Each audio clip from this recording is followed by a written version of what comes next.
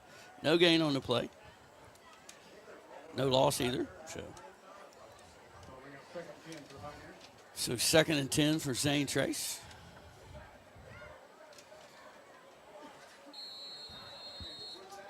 And there's going to be that's going to bring us to the end of the first quarter. At the end of one quarter, all Tigers 21-0. We'll be back. You're listening to Waverly Football on WXIZ. When you're shopping for insurance, you might say, What? Huh? I'm so over this. but what you really need to say is something that could actually help. Like a good neighbor, State Farm is there. When you get a local State Farm agent, they can help make it easy and help you choose the coverage you need. Plus, they're available online, over the phone, or even in person. I'm so into this.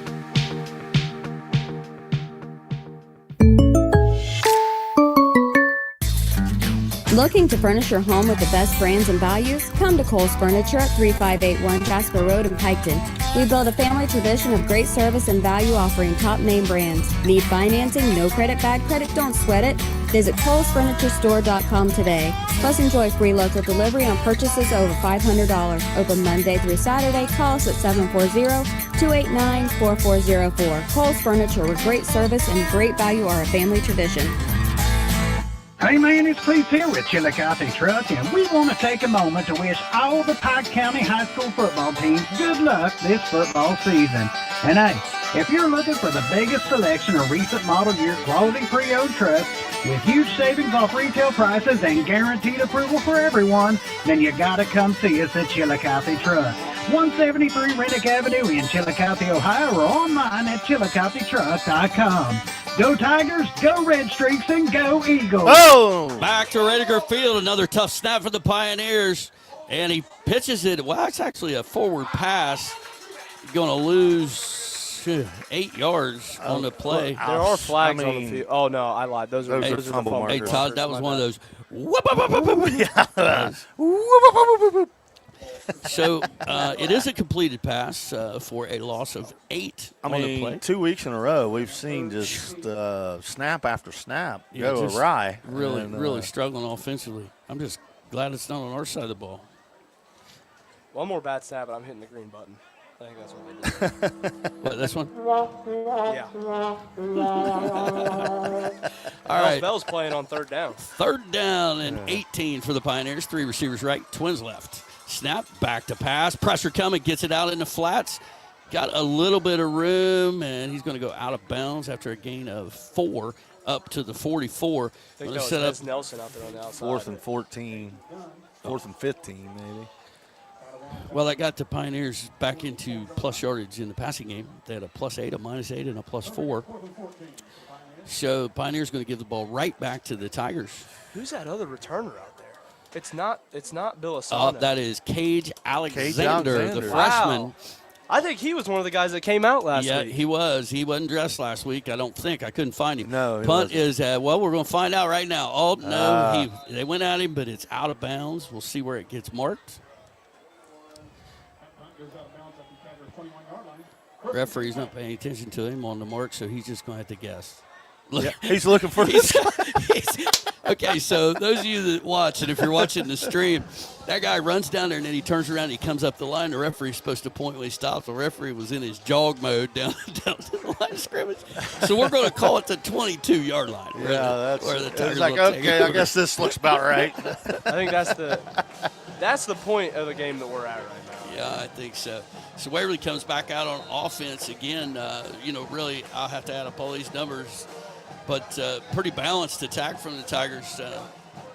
Throwing it in, running it, pretty much doing what they want offensively so far.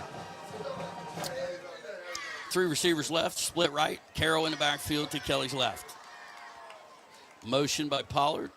Snap to Kelly. Rolls left. Pretty good protection. Real good protection. Got all day. Looking now, he's going to keep it himself and take what he can get. Smart move by Kelly.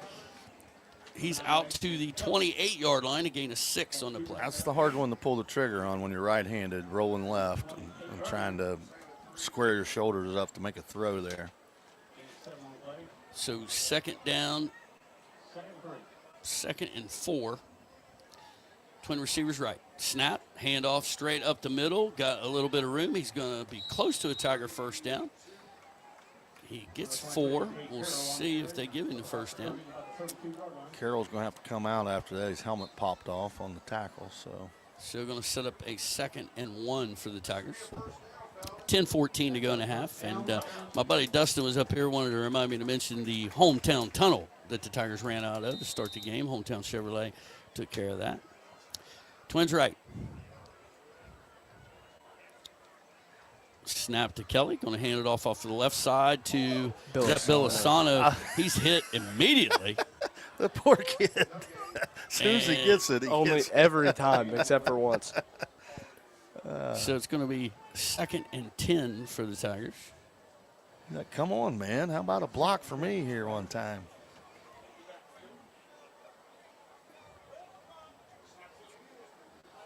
Three receivers right, Twins left. Empty set for Kelly. 2nd and 10. Tigers up 21-0, 9.5 to go. Second quarter, short pass. He's got Hez Nelson across the 40, out to the 45-yard line. Nice hard run by Hez Nelson after the catch.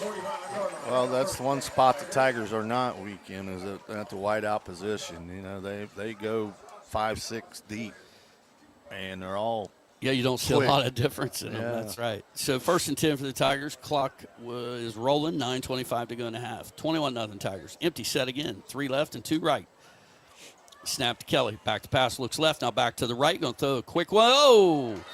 And I think Lane Bear was taking off running before he caught that one. That was almost intercepted. So incomplete. Going to set up 2nd and 10 for the Tigers.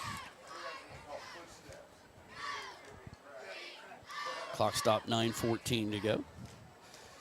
Stay tuned, folks, for the Hometown Chevrolet halftime show. That'll start with a report from ONN, and then we'll finish it up after we take a little break. 3 left and 2 right. Motion across to 4 to the left. Going to throw it out there in the flats. He's got Lane Bear. Breaks the first tackle, across the 45, and fights his way across the 50-yard line. Ends up with a gain of 5. Nice hard run by Bear. That was a tough 5 yards to get. Yeah, they got a piece of his face mask on the way up the sideline. And No, they didn't, Jake. They didn't call it. No, they didn't call it, but they got a piece of it. I could see it. Good call. 3rd and 5 for the Tigers. Guys, this is 4-down territory, isn't it? I know that sounds silly, up 21-0, but hand off to Hawk, up the middle, cuts out to the left, gets grabbed from behind. Not going to get anything there. In fact, he's going to lose a yard. Well, back to the 49. With the Zane Trace offense going nowhere so far tonight, I mean, midfield, if you turn the ball over at midfield, I'm okay with it. You can take a couple of those. Yeah. So 4th down and 6. Tigers thought about it for about a half a second. They're going for it. Pollard and Swords split out to the right. Carroll in the backfield. Snap to Kelly. Going to fake the handoff, throws it over the middle, and had Sparks just out of reach, and the Tigers will give it up on down. They make that connection. I think it's 6 points. First drive of the game that they do not score.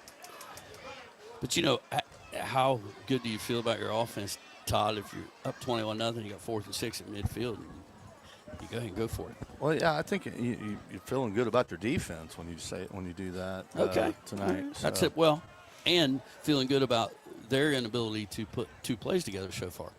I mean, every other snap is either on the ground or over their head or what have you so far. I mean, but like I said, there's still 32 minutes to go in this game, so. It's a long game. So Zane Trace back out on the field offensively. 8:01 to go in the half, trailing 21-0. 3 receivers left, split right.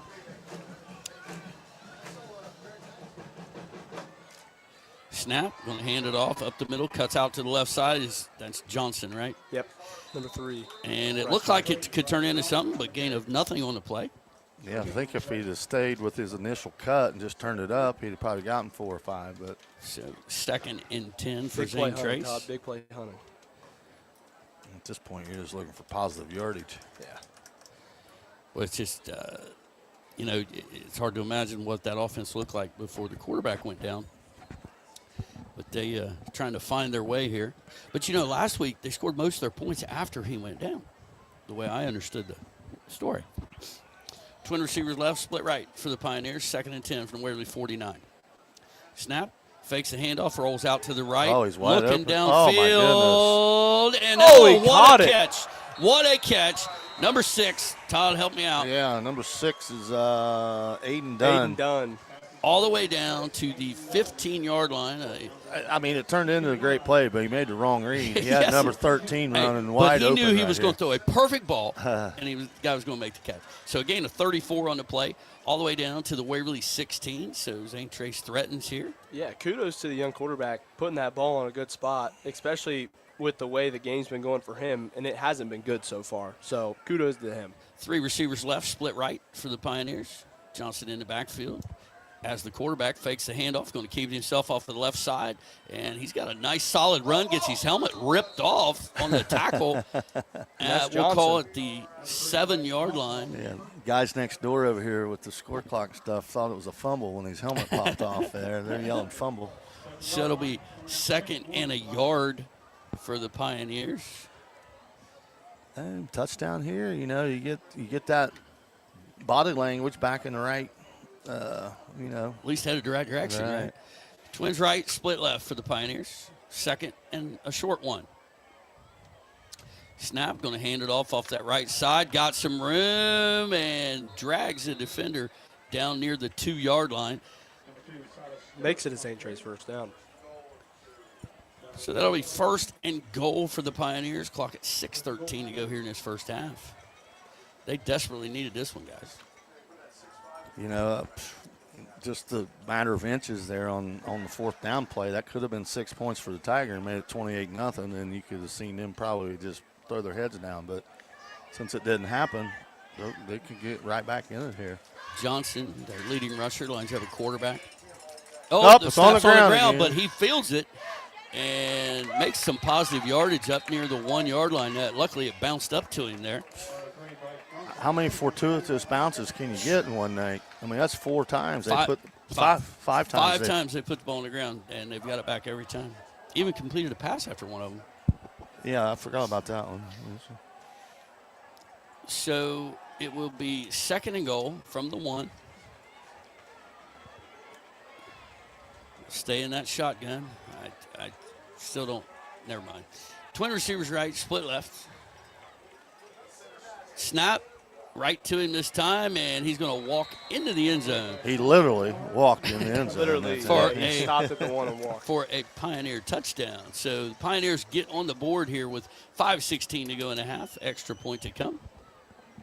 Looked like a pretty solid kid that kicked off to start with, so we'll see what he's got.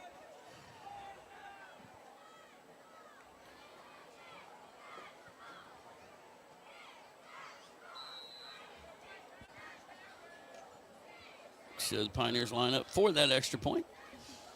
Snap is good. The hold is down. The kick is up. And the kick is good. 5:16 to go in a half. 21-7 Tigers. We'll be back. You're listening to Waverly Football on WXIZ. Looking to buy or sell a property? Brewster Real Estate and Auction is here to help. Proudly serving Pike County schools and sports, we specialize in both traditional listings and auctions, live, online, on-site, or remote. Established in 1997, our friendly and knowledgeable team is dedicated to getting the best results for you. Ready for a free consultation? Visit us at 200 East Emmett Avenue in Waverly or call 740-947-7577. Brewster Real Estate and Auction, your full-service real estate and auction company. Follow us on Facebook for the latest updates. Football season is here, and Hometown Chevrolet in Waverly is a proud supporter of our local teams, the Piketon Registries, Waverly Tigers, and Eastern Eagles. At Hometown Chevrolet, we believe in cheering on our local teams. Drive into those Friday night lights in a brand new Chevy. Check out the selection at yourhometownchevy.com.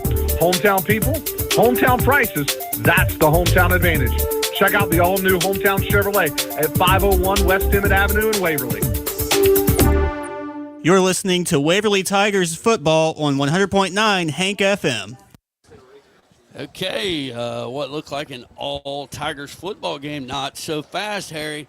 Tigers go for it on 4th and 6 like it ain't no big deal, and it turns into 6 points for the Pioneers. Yeah, I mean, I don't blame them for going for it. but the Pioneers hit on a big pass play there and change their whole attitude towards things. So the Pioneers kick it away to the Tigers. Let's see if they give Swords a chance. We moved. Well, no. Yeah, I think we moved him. And now he's moving toward the middle, just see if he can get a shot. Oh, they're going to kick it almost straight up in the air. Tigers fieldered at the 35. I think that's Cade Carroll. Yeah, it is, I believe. And he goes down pretty quickly, but no fair catch from Carroll. So the Tigers will start their drive at the, what do you call that, the 38? I do call that the 38. Good call.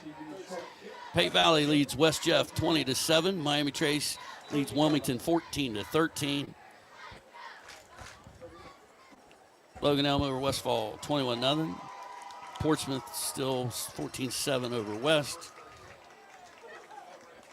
What about that Valley game? McNicholas still up 26-3. Same on the Eastern game, 28-0. Athens all over Gallia.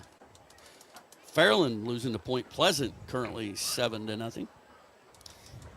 And I missed it, Sean. I probably should have taken a break. I didn't realize we were taking a water break, but it does give me time to give some scores. Ironton has taken the lead back on Jackson, 12-7. Uniota up 14-0 on Amanda Clear Creek. I'll tell you what, if there's a win from Waverly tonight and a win from Uniota tonight, next week should be a good game. Absolutely. Well, it's the only chance the Tigers have to play anybody undefeated since everybody else got beat last week. Pretty much, yeah. So we're kind of looking forward to that. All right, Tigers 1st and 10 at their own 37-yard line. You know, the one thing Zane Trace has done defensively has taken away that big pass play downfield so far. Matter of time. Yeah, just wait. Twins left, split right. Motion across by Sparks. Handoff up the middle to Carroll. Makes a nice cut at the line of scrimmage. Makes the guy miss. And I tell you what, gain of 4 on the play, and Cade looks a lot more. He's got a little lean to him tonight. Yeah, he's got a lot more. Looks like confidence with the ball in his hand this week. Like he's had a few reps. You know, last week you could kind of tell he's a little bit of a rookie at the position. You know? Yeah, I mean, when you have Jace Hurd before him, it's kind of tough. You don't get a lot of chances. Not have that guy on the field. Yeah. You know, Waverly's been blessed with some good runners over the past few years. Yeah. I mean, 2nd and 6. Snap to Kelly. Back to pass. Looks down the middle of the field. There's a flag. Going to complete it to Carroll in the flats. Looking for somewhere to go. Breaks the tackle. Across the 45, 50. Into Zane Trace territory, but I'm pretty sure this one's coming back. I think we got a hold. Even on that play, he did a great job of switching the ball over to the proper hand, you know, away from the defenders. If he just keeps progressing every week, I mean, he's dangerous, man. Yeah, he's got some speed and some quicks. And he's not afraid of contact, General. I mean, that's the key.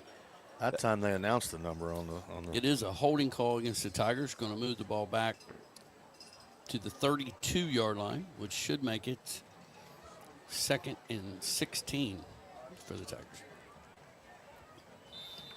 4:25 to go in the half. Waverly leading 21-7. 2nd 16 from their own 32-yard line.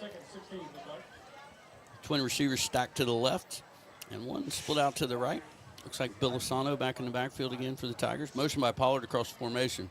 Snap to Kelly. Handoff off to the left side. Bill Lozano trying to get outside. And he's going to be ahead for a gain of about 5 on the play. About 5 or maybe 6. Let's give him 6. 6 or 7. He needs it. Oh, I don't know. They're spotting him right at the marker. +6. So 3rd and 10 now for the Tigers. Hey, big down here for the Zane Trace team. Yeah, if Zane Trace can get a him, stop here, I mean, it completely changes the football game. 3 receivers to the right. 4 if you count the tight end. And 1 split out to the left. Shouldn't he be on the line? He is, well, not him, but Tigers had an ineligible guy on the left side. We'll see if he goes out for a pass. Sparky on the catch, and he's going to have a Tiger 1st down out near midfield.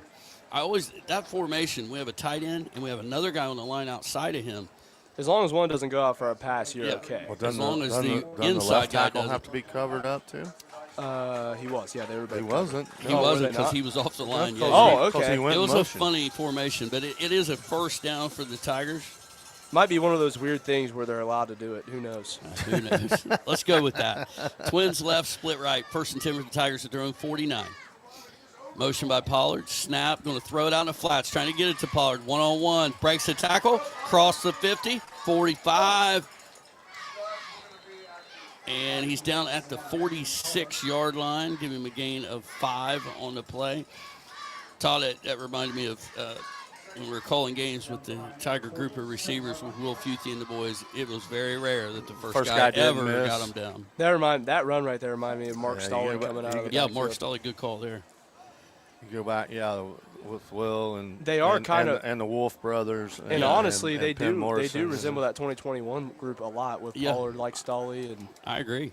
2nd and 6 for the Tigers. Twins to both sides. Snap, quick throw to Mason Pollard out there. Makes the first guy miss. Ooh, imagine that. He's swallowed up by a big boy. But he continues to lean forward. A gain of 3 on the play for Pollard. That will set up a 3rd and 3 from the ZT 44-yard line. It doesn't list the sizes of the Zane Trace players, but that big number 78, Brower. He was dwarfing Pollard. Well, yeah, I was talking about his older brother earlier. That's funny you say that. So, Hez Nelson on the field. Let's see what we got here. Tigers going to take a timeout. Tigers going to take a timeout. 1:49 to go in the half. We'll take a 30-second break with them. We'll be back. You're listening to Waverly Football on WXIZ. Hello, this is Greg Wilkett, President and CEO of Floor BWXT Portsmouth. We want to wish all the schools good luck on a safe and successful season. Just like a sports team, we've been working together to safely and effectively decommission the former Portsmouth gaseous diffusion plant and leave behind an environmentally safe and sustainable future for our region. On behalf of all of the employees at Floor BWXT, I'd like to wish all of the teams in the 4-county region a safe, fun, and winning season. You're listening to Waverly Tigers football on 100.9 Hank FM. All right, we're back here at Radiger Field. The Tigers, after a timeout, have it 3rd and 3 at the Zane Trace 44-yard line. Tigers, was that our first timeout? Yeah. So Tigers 2 timeouts left, but the way we kind of roll, a minute 49 is a long time with only 44 yards to cover. So Tigers will be empty set, 3 receivers left. Pollard not in the game here on 3rd down. And a split to the right. Off coverage. Boy, look how far the DBs are off on 3rd and 3. Snap to Kelly. We got a penalty. That had to be an offsides. I didn't see anybody moving. We snapped it too quick. It is. Oh, on the defense. Tried to time it up, started a little quick, so Tigers will get that 1st down without running a play. So I don't understand why they don't allow them to go ahead and continue the play, I mean. Yeah, it might be. They might actually get something out of it, and then it's like a. With the exception of unabated to the quarterback or something, right? Nobody was moving. He lined up offside. It's like holding on the offense when the defense gets an interception. You decline the penalty and you keep rolling. Sure. So Tigers 1st and 10 now from the ZT 39-yard line. 3 receivers left, 2 of them to the right. Pollard is back in the game now.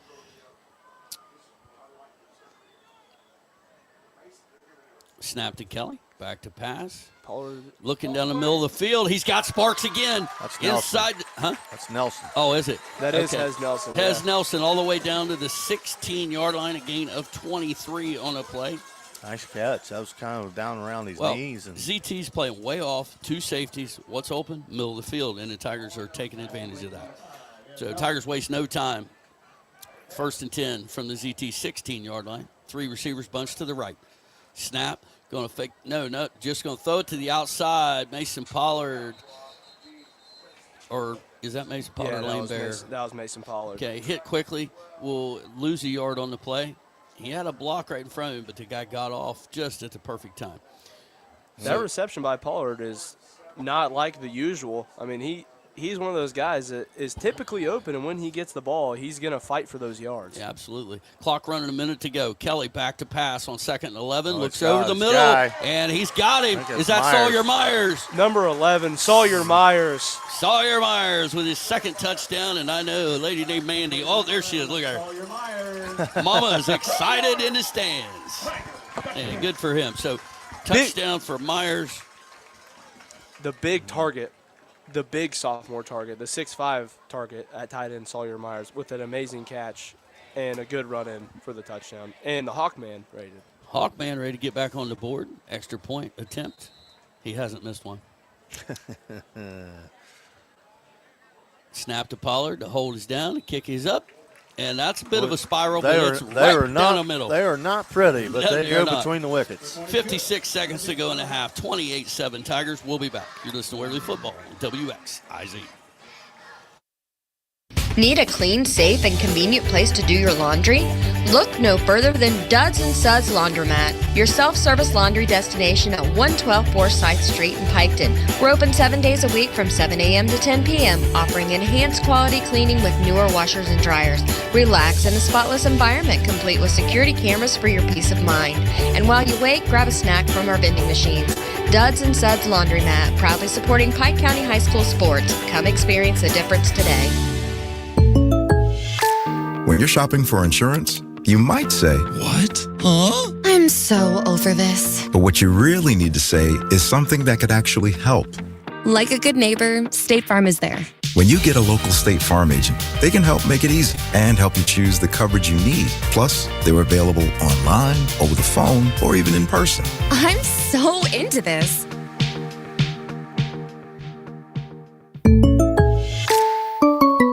You're listening to Waverly Tigers football on 100.9 Hank FM.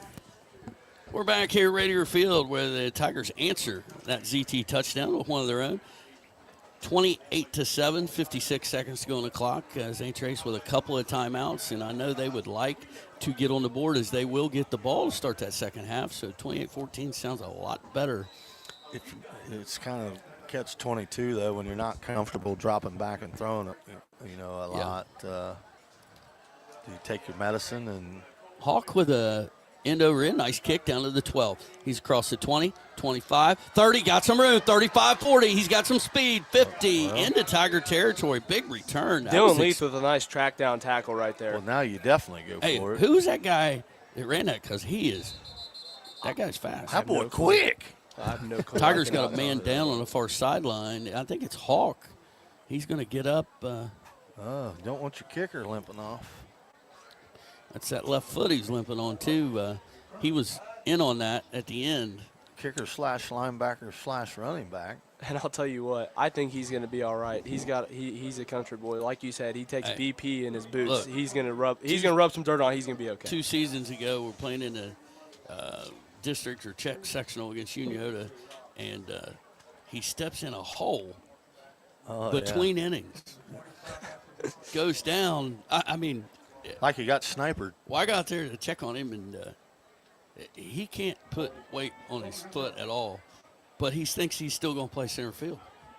He didn't want to come to the dugout, and that's just how he's built. But he needed 2 legs. Number 12, Landon Ramey's going to get a little PT here in the place of Hawkster right now. Did we miss a penalty? Because the ball is all the way back at the 18. I'm assuming, yeah. Jake, it's your job to make sure we don't miss anything. Coin tosses, stuff like that. What happened to the AC in there? And I will add on to the Hawk comment there. Hank Williams Jr. did once say that a country boy can't survive. Yeah, well, he's I don't see him running no trout line down there. No. But he will be tomorrow more than likely. He's fighting the trainer off right now. It's fine. It's fine. Get away from me. So Zane Trace, after a nice return, obviously a penalty we missed. Sorry about that, folks. Skin a trainer. And maybe somebody who's watching the stream can tell me what happened there penalty-wise. Zane Trace, their own 18-yard line, 48 seconds to go in the half. Snap, back to pass, looks left, now back to the right, got a receiver there, across the 20 and goes down at the 22-yard line. So they're going to use a timeout. Lane Bear on the tackle there. ZT will use a timeout. We'll stay right here with them. Guys, I was looking at some scores, and wow, those Jackson Ironmen aren't going away. They took the lead back from Ironton at 14-12. Piketon having some trouble down at Wellston. Really? That surprises me. I was high on Piketon coming into this game. Miami Chase still leads by 1 over Wilmington. Wheelersburg still down 27-3 at last check. Eastern Eagles all over Huntington 34-0. What we expected. Chesapeake over Minford 29-0 at the half. Boy, things are rough in Falcon. Also what I expected. Yeah. Fairland, after putting it on West, down 7-0 to Point Pleasant. Piketon trails Wellston 21-13. Union up 14-7 on Amanda. Ironton's back, 18-14 lead now. Man, that's over a good Jackson. game right there. What a game down there from Alumni Stadium. All right, Zane Trace back out on the field. Valley trails Colgrove 6-0. What'd I tell you? It's not over yet, Valley's buddy. second half team, bud. 3 receivers left. Twins right for Zane Trace. 39 seconds to go in the half. Back to pass. Looking left. Firing it down the sideline and had a little room. Receiver was more worried about making sure he had his hand on Carroll, I think, than running under that Yeah, one. there's a little jostling going on there. Look, Carroll Island, there's like an open beach area there almost. But he's going to say, no, I had him the whole time, right? Yeah, he's going to be like, no. Hey, he was covered. Incomplete. He had a fire blanket on him. So, incomplete pass stops the clock with 33 seconds to go. It'll be 3rd down and 6 for the Pioneers. Again, when we go to the half, guys, we'll go. It's the Hometown Chevrolet halftime show. We'll go to the ONN halftime report, and then we'll be back with you about halfway through that halftime. So, 3rd and 6 for the Pioneers. Oh, we got a delay of game penalty. That's not what you want to see from the Pioneers. You know, they switch personnel a lot using this Wildcat, going back to the quarterback, back and forth. So that'll cost them 5. Coming off an incomplete pass, that's a tough one. Now, from a Tiger side, I think ZT probably runs the ball here now. We use a timeout, right? Just, if I'm Zane Trace, I'm keeping the ball out of the Tigers' hands, and that's all you want to do right here. Well, yeah, definitely if you run the ball, you're taking a timeout here. Fake handoff. Johnson's going to try to get to the outside, makes a couple moves, and if nothing else, wasted a lot of time. He's down, and the Tigers will burn a timeout. Yeah, the Tigers should get the ball around midfield, I would think, here. All right, we're going to go ahead and take 30 seconds. We'll be back. You're listening to Waverly Football on WXIZ. Looking to furnish your home with the best brands and values? Come to Cole's Furniture at 3581 Jasper Road in Piketon. We build a family tradition of great service and value offering top name brands. Need financing? No credit, bad credit? Don't sweat it. Visit ColesFurnitureStore.com today. Plus enjoy free local delivery on purchases over $500. Open Monday through Saturday. Call us at 740-289-4404. Cole's Furniture, where great service and great value are a family tradition. You're listening to Waverly Tigers football on 100.9 Hank FM. All right, we're back here at Radiger Field. Tigers leading 28-7, 24 seconds to go in the half. Tigers used one of their 2 timeouts to stop the clock, making Zane Trace punt the football. So, Todd, we going after the punt, or are we just going to? I think you just play for the return here. So Cody Swords and the freshman, Cage Alexander, are going to be back to receive the punt. If you get any kind of return at all, you're going to be back inside the 50 here. So, with the timeout and 30 seconds to go, or 20 seconds to go, I guess. Is there a guy down on the field? Or we? No, the referees. They're ordering pizzas. See, remember? Dispute. Yes. You gotta get your pizza, halftime pizza. Want to get away?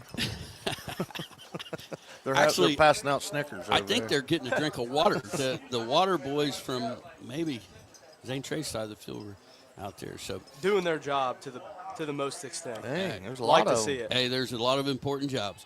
All right, Zane Trace to punt it away. Again, Cage Alexander and Cody Swords back to receive it. Snap. The punt is away. It's a high one. Good punt. Cage going to call for the fair catch and make it. Pretty good decision there, I think, Great at the decision. 40-yard line. So Waverly has 60 yards, 18 seconds, and 1 timeout. No problem. Yeah, we've scored in less time than that. So yeah, I think we might get to see one of them sideline balls. Well, our kicker's got his shoe off over here, so that is not a good look. Maybe he's going to kick barefoot. Todd. I see we picked up another kicker here on the roster. 30, Abby Green. Abby Green, a state qualifying wrestler. Nice. Coming in. She's like national qualifier wrestler. Yeah, she competes on the national circuit in the summer for Team Ohio, which is actually one of the coolest things of all time. All right, Tigers with the ball on their own 40-yard line, leading 28-7. Twin receivers left and a split right for Kelly and the Tigers. Motion across the formation from right to left. Snap to Kelly. Back to pass.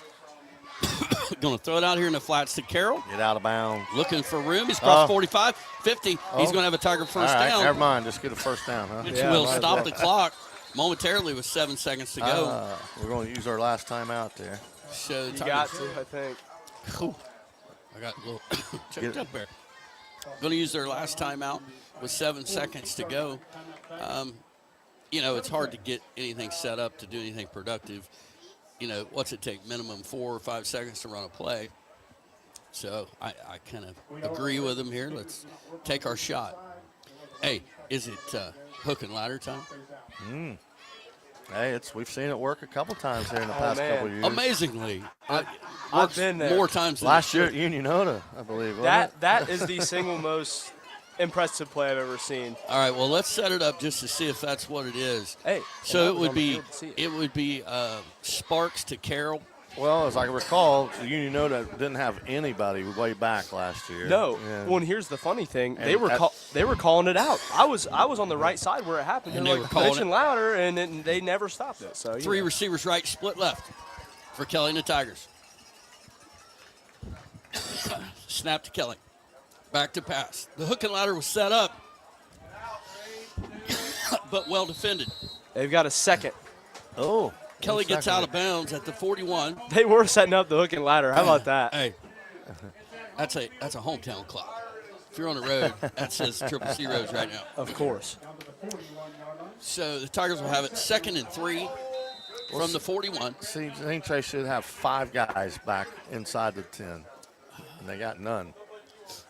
Think they'll run it again? By the way, that was definitely the hook and ladder. You're right. Oh, no, now, 100%. Now you throw it in the end zone if you can, I think, guys. Kelly back to pass, looking. He's going to fire it down that left sideline, looking for Mason Pollard, and it's intercepted. Intercepted in the end zone. He's coming out of the end zone with it.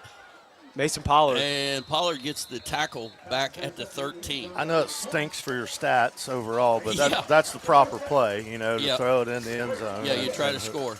Yeah. All right, so at the end of one half of play, the Waverly Tigers lead the Zane Trace Pioneers by a score of 28-7. Stay tuned for the Hometown Chevrolet halftime show, and we'll be back with you in 12, 13 minutes. We're heading to O&N's halftime. Are you looking for top-quality metal roofing? Look no further than Beaver Creek Steel Roofing and Supplies.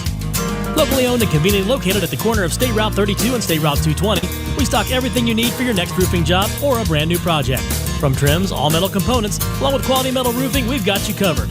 Don't see what you need? Just ask. Call us at 740-443-6244 or visit beavercreeksteelroofing.com. Beaver Creek Steel Roofing, closing the distance, opening up the world to new possibilities.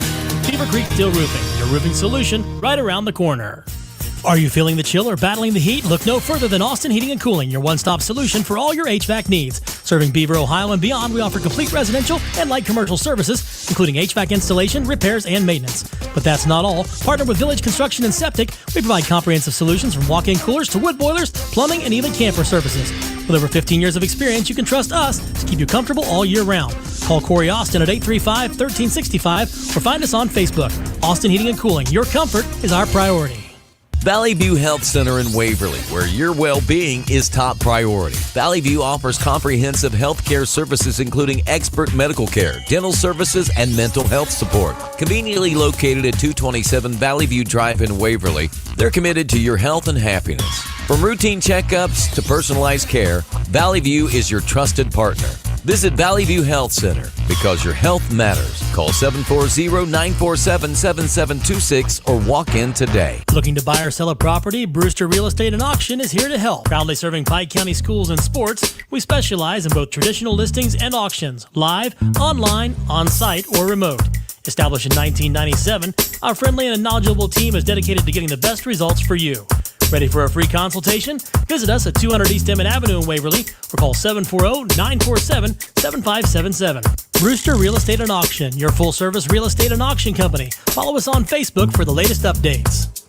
This is Mike Little with the new Hometown Chevrolet, and this is the Hometown Chevrolet halftime show for the Waverly Tigers. From the Ohio News Network, This is the Ohio Education Association Tonight in High School Football. Named Best Sports Program in the Country by the National Association of State Radio Networks. Tonight in High School Football is presented by Beck's Hybrids and by Ohio for Responsible Gambling. Now here's your host, Skip Mossick. Good evening, everyone, and welcome to Tonight in High School Football's Halftime Report. Throughout the season, we'll chat with various reporters across the state to talk some high school football in their region. Tonight, we'll talk some Central Ohio football, which saw a huge surprise in Week 1. We'll talk about that and more with veteran reporter Lee Cochran next on the Ohio News Network. At Beck's, we stand up for the things that matter most. Our faith, our independence, and helping farmers succeed. As the largest family-owned seed company in the U.S., we believe in the integrity of remaining an independent family-owned seed company. Since our founding in 1937, we have continued to produce quality products backed by a quality family of employees and dealers dedicated to serving American farmers. And that's something to be proud of. Beck's, founded in faith, forged in America. For more information, visit beckshybrids.com. I'm Ohio Education Association President Scott DeMauro, and on behalf of the OEA's 120,000 members, we're proud to bring you tonight's game. Our members are the public school educators who coach your kids on and off the field because we believe in the potential of every student and their right to a high-quality public education, no exceptions. That's why we will continue to speak in one voice to demand the supports and resources our public schools need because public education matters. Todd Harris Realty is a proud sponsor of Pike County High School sports. With over 19 years of experience, Todd Harris is your go-to real estate expert in Waverly. As a broker and $1 million producer, Todd Harris will help you find your dream home. Visit Realtor.com to see Todd's listings and call him today at 740-947-7677. That's 740-947-7677. Support local and enjoy Pike County sports. This is Tonight in High School Football on the Ohio News Network. Once again, here's Skip Mossick. We are presented by Beck's Hybrids. At Beck's, they are and will remain farmers at heart. And welcome back, everyone. Halftime of your game. Lee Cochran joins us this evening. Lee's covered high school football in Central Ohio for decades. And, Lee, we probably need to begin with a huge Week 1 win in Fairfield County where Harvest Prep, a D5 power, goes into big boy territory in Week 1 and knocks off D1 perennial power in Pickerington Central. It doesn't get any easier for either this week. Pick Central's at Wayne while Harvest Prep is at Purcell Marion. But, how big is this wow a week later? It still resonates. And by the way, thanks for having me on. Going into the game with Harvest Prep and Pickerington Central, you knew 11 on 11 they matched up. But Harvest Prep has 38 players on their roster. Pickerington Central with almost three times as many. So you kind of expect them to get worn down. And then as it got through the second half, you've got Des Porter, who didn't get tired. You got going both ways. Jamarcus Jones going both ways. And then they had excellent play on their quarterback. We talked to Coach Smith after the game, and he actually pointed out, he goes, it's not that we have guys going both ways. He said, but they also have to play special teams. But just tremendous because Division 5 power, they've been to the state semifinals the last 4 years. But you got to understand that size-wise, enrollment size, this is a Division 7 team. It's just competitive balance moves them up 2 divisions. Is Gahanna still the Central Ohio team to keep an eye on in D1, Lee? Yeah, and tonight's game is a good one with Groveport. But, yeah, Gahanna, they've won 25 of their last 28 games. They state semifinalists 2 years ago, regional finalists last year. Great quarterback. They had some amazing kids transfer in. I would say probably, in Division 1, yes, they're the team to beat in Central Ohio. Not a great Week 1 for Division 1 Region 2. Central Crossing and Westland were the only Central Ohio teams to win. Heck, when's the last time we saw all the Hilliard teams lose their openers? Yeah, and that's a tough one, and I agree. You've got all 3 Kaufman teams, or all 3 Dublin teams, even though Scioto's Division 2, all 3 Hilliard teams lost. So because they went, they changed the way they do the division or regions this year, which threw the Hilliards and the Dublins into 2 and knocked the Olentangies into 3. In Division 2, Lee, Canal Winchester continues the role they began last year. Are they as good as they appear to be? Yeah, I think so. Yes, and it's a good region for them. I mean, you've got DeSales in there.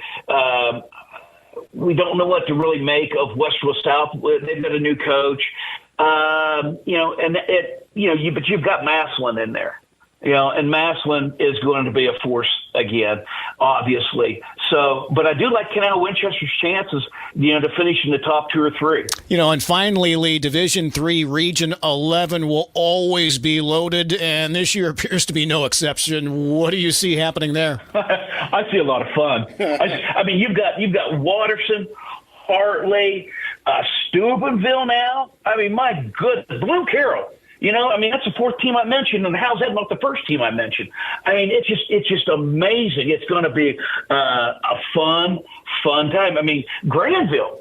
I mean, you just go down through the list, and you're sitting there going, how this, like it has been the last couple of years, could be the most entertaining. I mean, I love Division I Region 3 for Central Ohio, but this one's going to be entertaining. I think Watterson's just as good as they were last year, I think. Hartley's going to be good. I mean, my goodness, don't forget Hamilton Township was 9-1 in the regular season last year. Lee Cochran has covered high school football in Central Ohio for many, many years. Lee, we always appreciate your time. Enjoy the season, okay? Anytime you need me, Skip. And we'll be back to wrap up the Ohio Education Association tonight in high school football halftime report presented by Beck's Hybrids and by Ohio for Responsible Gambling next on the Ohio News Network. At Beck's, we believe that true champions are not just made on the field, but also in the heart. The Beck's Player with Heart Scholarship celebrates high school student athletes who show dedication, teamwork, and leadership, both in sports and in their communities. We're honoring those who go above and beyond, demonstrating passion, perseverance, and a commitment to making a difference. Nominate a high school student athlete by searching Beck's Player with Heart. The Ohio Chapter International Society of Arboriculture's mission is committed to advancing responsible tree care practices. They remind herbicide and pesticide users to always read and follow the product label. The label is the law, so take the time to know how it should be used and how to use it safely. To find out more, there are over 1,000 qualified arborists in Ohio. Visit www.treesforohio.org to find an arborist near you. That's www.treesforohio.org. We offer the latest in innovative technology, from state-of-the-art online and mobile banking technology to fast and easy online mortgage and loan application from the comfort of your home and with experienced local bankers to guide you along the way. We have the technology. We have the team. Call us today. We're an equal housing lender. Ohio Valley Bank. Community first. Member FDIC.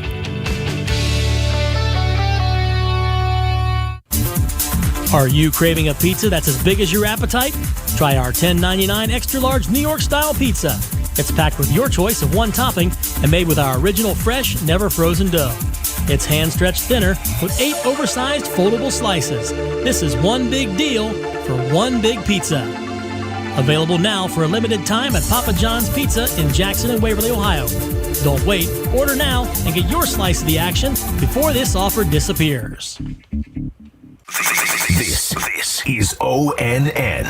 Our thanks once again to Lee Cochran for joining us to talk some Central Ohio high school football this evening. Enjoy the second half of your game. I'm Skip Mossick on the Ohio News Network. This has been the Ohio Education Association Tonight in High School Football. Presented by Beck's Hybrids and by Ohio for Responsible Gambling. A reminder, you can listen to many of our affiliate broadcasts from across the state at onnradio.com from the Ohio News Network. You're listening to Waverly Tigers football on 100.9 Hank FM. Welcome back to the Hometown Chevrolet halftime show as the Waverly Marching Tigers, along with their alumni counterparts, are out performing here at halftime. And I have to mention Steve Murray, our PA guy's picture is on the scoreboard right now for a Pro Source. I had to throw that in. got some first half stats. Now, these are very unofficial. I'm no Matt Snodgrass, and I don't have a computer, so bear with me. The Tigers able to run the ball effectively there in the first half. Mason Kelly with 18 yards scrambling from quarterback position. Kate Carroll with 2, 4, 6, 7 carries for 74 yards, averaging over 10 yards a carry. Bill Asano worked in 12 yards on 3 carries. Hunter Houck with 14 yards on 5 carries, but 2 touchdowns. And he's 4 for 4 on PATs. Yes, but see, you just jinxed him. Now, yeah, you're right. So 118 yards on the ground for the Tigers. Through the air, Mason Pollard with 5 catches for 37 yards. Lane Bear with a catch for 5. Hez Nelson with a couple big ones for 36 yards. Mason Sparks, though, is the guy. 5 receptions, 59 yards, and a touchdown. Sawyer Myers, he only catches touchdowns. He's got 2 catches, 4 touchdowns, 1 tonight, 1 last week. So Mason Kelly with 153 yards through the air. That's 271 yards total offense for the Tigers. Now on the other side of that, Zane Trace, 29 yards on the ground, 43 yards through the air, and 34 of those were on 1 play. They fumbled the ball 5 times. Recovered every time. And we were able to get it back. Now, on the positive side of things for them, Jake, they did find a way to get the ball in the end zone and breathe a little bit of life into an otherwise dismal first half. That is true. And I will say,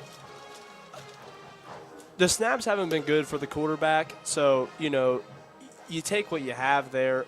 But he did surprise me with that throw downfield that I think maybe Aiden Dunn was the one who caught it. I can't really remember. That was the only signs of life I saw in the passing game for Zane Trace. They've had a rough outing so far, but there is still a lot of time left in this football game. 24 minutes left in the game, and, anything can happen. They showed some life, and they scored a touchdown. So only time will tell what happens, but with the Tigers' defense right now, I don't see anything positive coming out of it, but we'll see. It'll be hard to tell. Well, and, coming into this second half, Zane Trace will get the ball first. But, No. Tigers get the ball first. They won the toss, remember? Zane Trace kicked off to us. So that's right. I'm sorry. Jake Schrader, come on, man. Yeah, I know. Hey, I'm going to cut you a break on that one. All right. Since Todd's not here, I'll probably tell him about it on the air when he gets back there. That's cool. That's fine. All right, let's take a look at some area scores.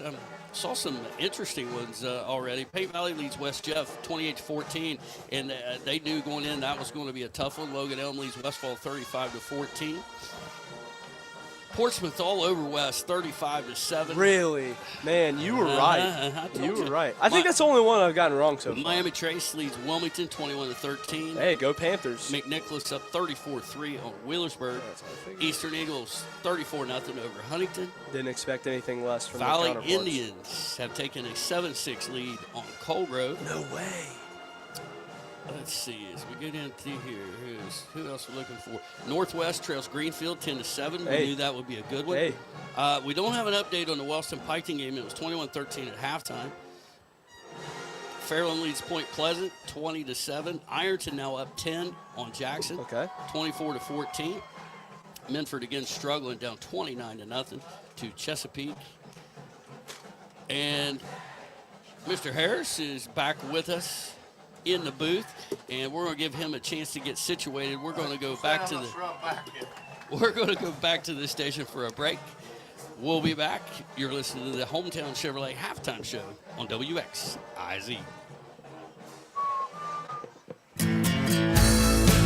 Klinkers Lumber and Builder Supplies in Waverly, Ohio, your go-to destination for all things building and beyond. With over 75 years of dedicated service to the community, Klinkers is an Ace Hardware dealer that offers more than just lumber. With a massive 10,000 square foot store packed with everything from paint to plumbing, electrical to lawn and garden, and a whole lot more. Open Monday through Saturday, Klinkers Lumber and Builder Supply is here to support your projects, big or small. Looking for a rewarding career with a global leader? Kirchhoff Automotive, a family-owned company, offers you the chance to grow and succeed. At Kirchhoff, your development is our priority because a better you means a better us. Together we will work for one aim.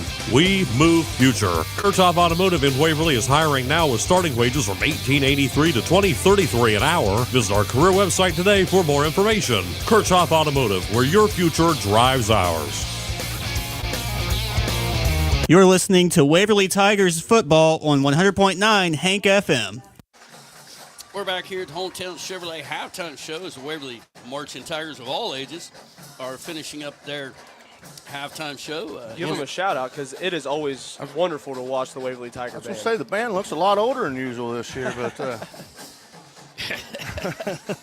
Hey, so do you, Harry. yeah, well, ha. Todd, I looked at some of our unofficial stats. Tigers with 118 yards on the ground, 153 through the air. Zane Trace with 29 on the ground, 43 through the air, and 34 of those on the one play with 5 fumbles that they were able to get back on. What's Zane Trace got to do here start the second half to get the ball first?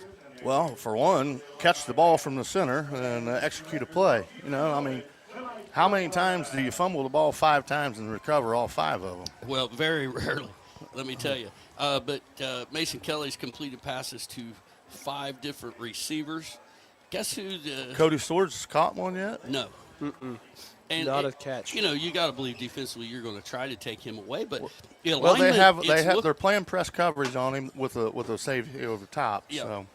Well, they've done that to Pollard at times also.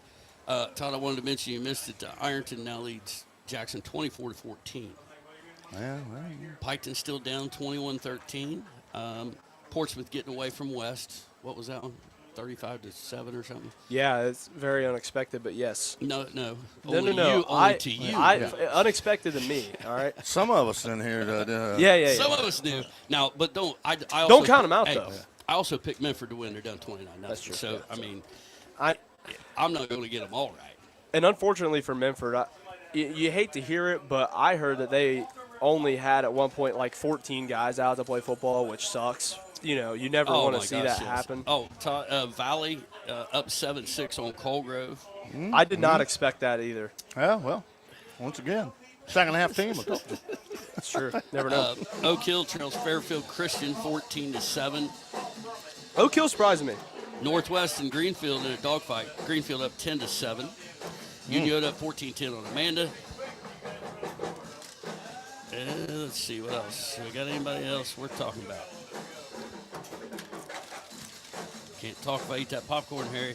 Well, do our listeners a favor, man. Yeah, absolutely. All right, we're going to go back to the station for one more break. When we come back, we will have a second half kickoff. You've been listening to the Hometown Chevrolet halftime show on WX. Isaac. Did the other guy retire?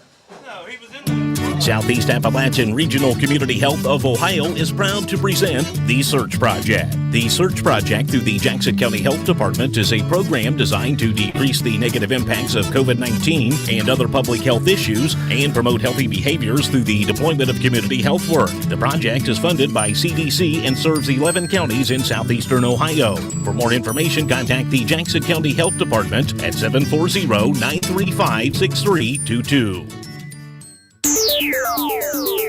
Football season is here, and Hometown Chevrolet in Waverly is a proud supporter of our local teams, the Piketon Red Streaks, Waverly Tigers, and Eastern Eagles.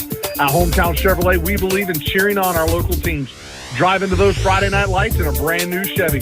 Check out the selection at yourhometownchevy.com. Hometown people, hometown prices, that's the hometown advantage. Check out the all-new Hometown Chevrolet at 501 West Emmett Avenue in Waverly. You're listening to Waverly Tigers football on 100.9 Hank FM. All right, welcome back to Radiger Field as we finish up the halftime festivities. Hey, Todd, something I want to mention, you know, there's been talk over the years, Tigers have spent most of the last decade in Region 16, the southwest side of things, and you know, we've gotten to know some teams that we didn't know anything about, but it hadn't always been very fun. So this year we've moved to Region 15, and to talk about how big a win that was last week against Miami Trace, that's a 5.5-point win against a bigger school, a D3 school, puts the Tigers initially at the top of that region. Only 2 other teams tied with them there, and only 8 of the 19 or so teams, no, 24 teams, only 8 of the 24 with a victory in week 1. So, oh, really? Wow. It's not like I'm not sure who won any games last week because everybody I talk about lost. Well, I know the Cincinnati region probably went Clint Master 100-0, probably 20-1. Yeah. You know, so actually Valley View lost week 1. Wow. Really? You feel sorry for them? No. No, me neither. No.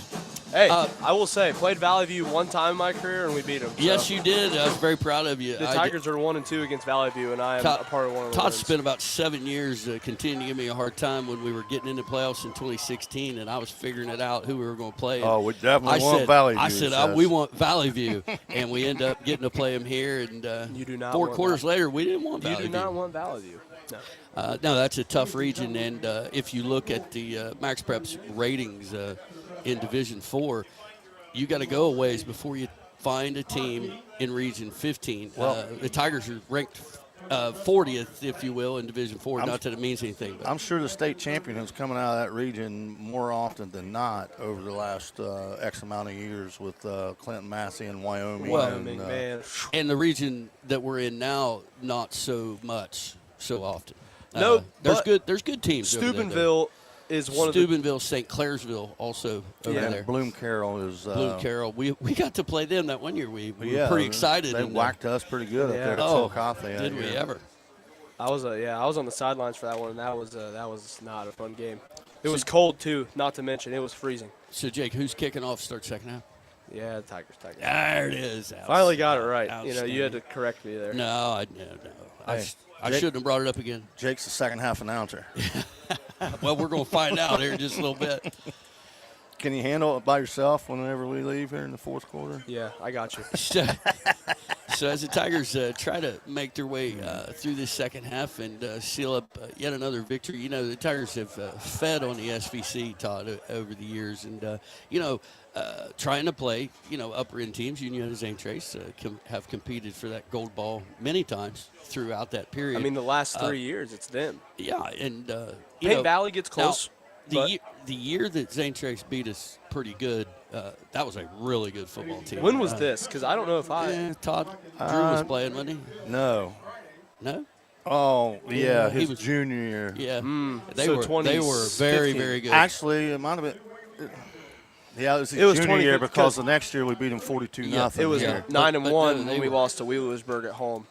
I remember that. It was, but they were very, very solid. But in the other years, it has rarely been very close in the fourth quarter. Yeah, because I remember that their grass up there was about shin high, because we come in trying to play this up-tempo offense, and their grass was apparently their lawn care guy was on vacation that week.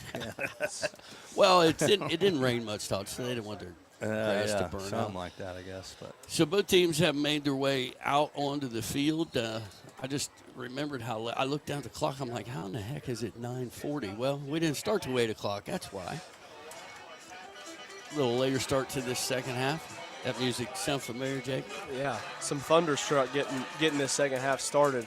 I think Thunderstruck works for everyone. Is there anyone who doesn't like Thunderstruck to get going?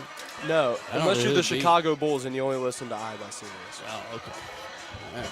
Hey, Hunter Howard, country boy, survives. He's gimping just a little bit. Yeah, he looks like he just got off his horse on a country boy can't survive on a 3-day ride.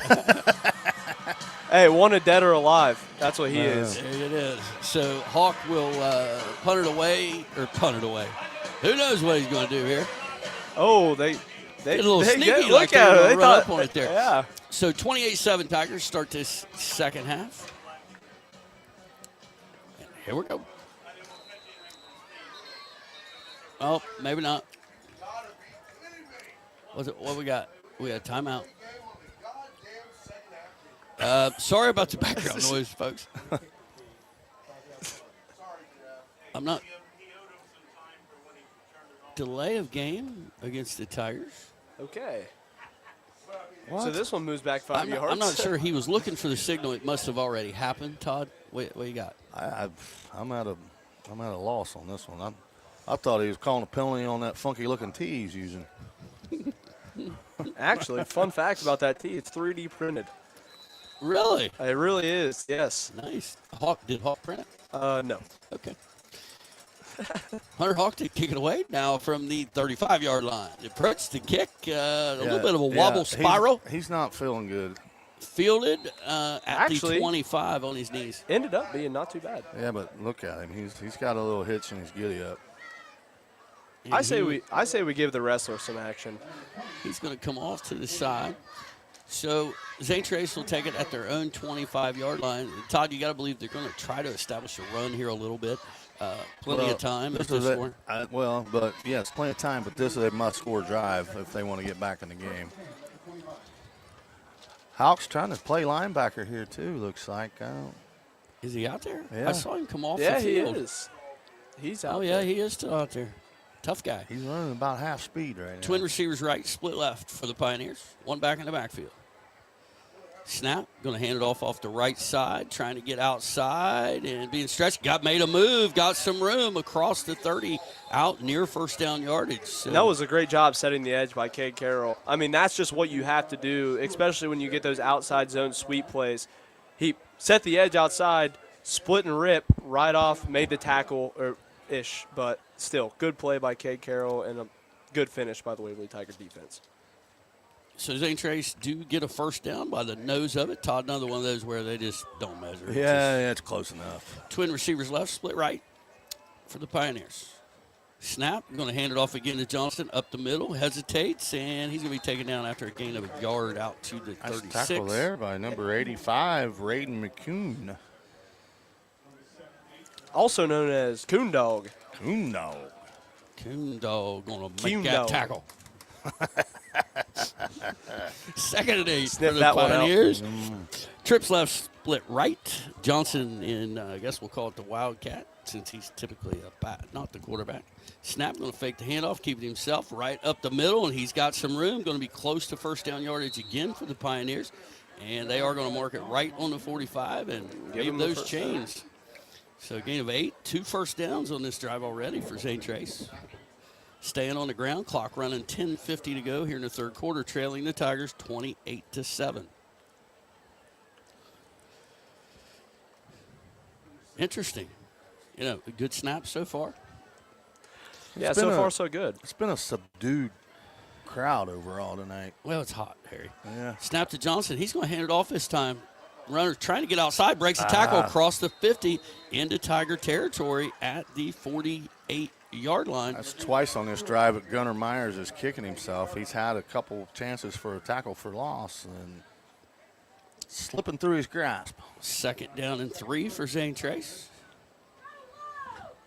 Go low, Mom says. Yeah. 2 receivers right, split left. I believe that's Johnson. Still at quarterback with one back to his right. Snap to Johnson, going to fake the pitch right, try to take it up the middle, and he's scrummed right at the line of scrimmage. No gain on the play. He was scrum-dilly there. Yes, he was. So that'll set up third down and 3. Got to believe 4 down territory probably, Todd. Yeah, I would have to think. Zane Trace only sort of huddling. A couple guys huddled, receivers already at the line. Johnson will stand there at quarterback. Again, 2 receivers right and a split to the left. Motion by the wing from left to right. Snap to Johnson, going to keep it himself off the right side, trying to get outside. Breaks a couple of tackles, still going, and finally corralled by Cade Carroll, but not before first down yardage, down to the 44-yard line after a gain of 4. And I know this has nothing to do with this game right now, but currently Wisconsin is playing Western Michigan, and they are all tied up in the second quarter. Huh. How about that? That's Maction. Mac teams, Bob. Got to watch him Mac teams. Yeah, I know. First and 10 for the Pioneers at the Waverly 44. 2 receivers right, split left, wing right, quarterback back on the field. Snap, fakes handoff, rolls out to the left, looking on the flag pattern and had his man, but Nelson. Hez Nelson with the big deflection. Drops underneath it. Umpire goes down in the. I was wondering what you were old about. I didn't. I think the Hawkman took down the umpire. Took a lick, yeah. I think, from the Hawker. So that'll make it second and 10 after the incompletion. 8:41 to go in the third quarter. Waverly up 28-7.